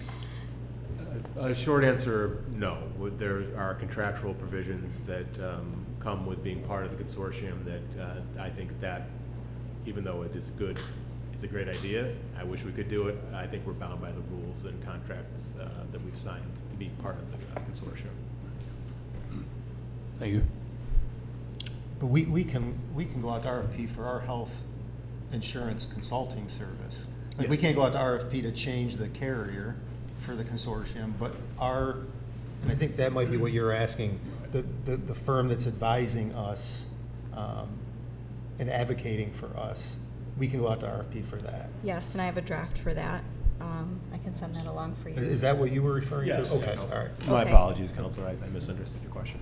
Yeah, because I've actually been contacted by 2 other outside companies that are interested in seeing if there's benefit that they can provide to us that maybe aren't available to us right now. So, But we're still locked in, like Corporation Council said, for 3 years regardless. If you're talking about bidding out our actual plans, that's on the consortium. We cannot do that as the city, but our own consultant, we can RFP, and I have a draft for that. Yeah. I can provide that to the council. all right, thank you. Anything else? I understand your request for executive session. Yes, I do, Mayor. Thank you. I have 3 items related to collective bargaining and 1 item related to the financial history of a particular corporation. All right. Do we have a sponsor for executive session? Councilor Diego, second by Councilor Cuddy. Please call the roll. Executive session, 7:58 PM. Councilor Diego? Yes. Councilor Cuddy? Yes. Mayor Gentino? Aye, we'll be in recess for executive session.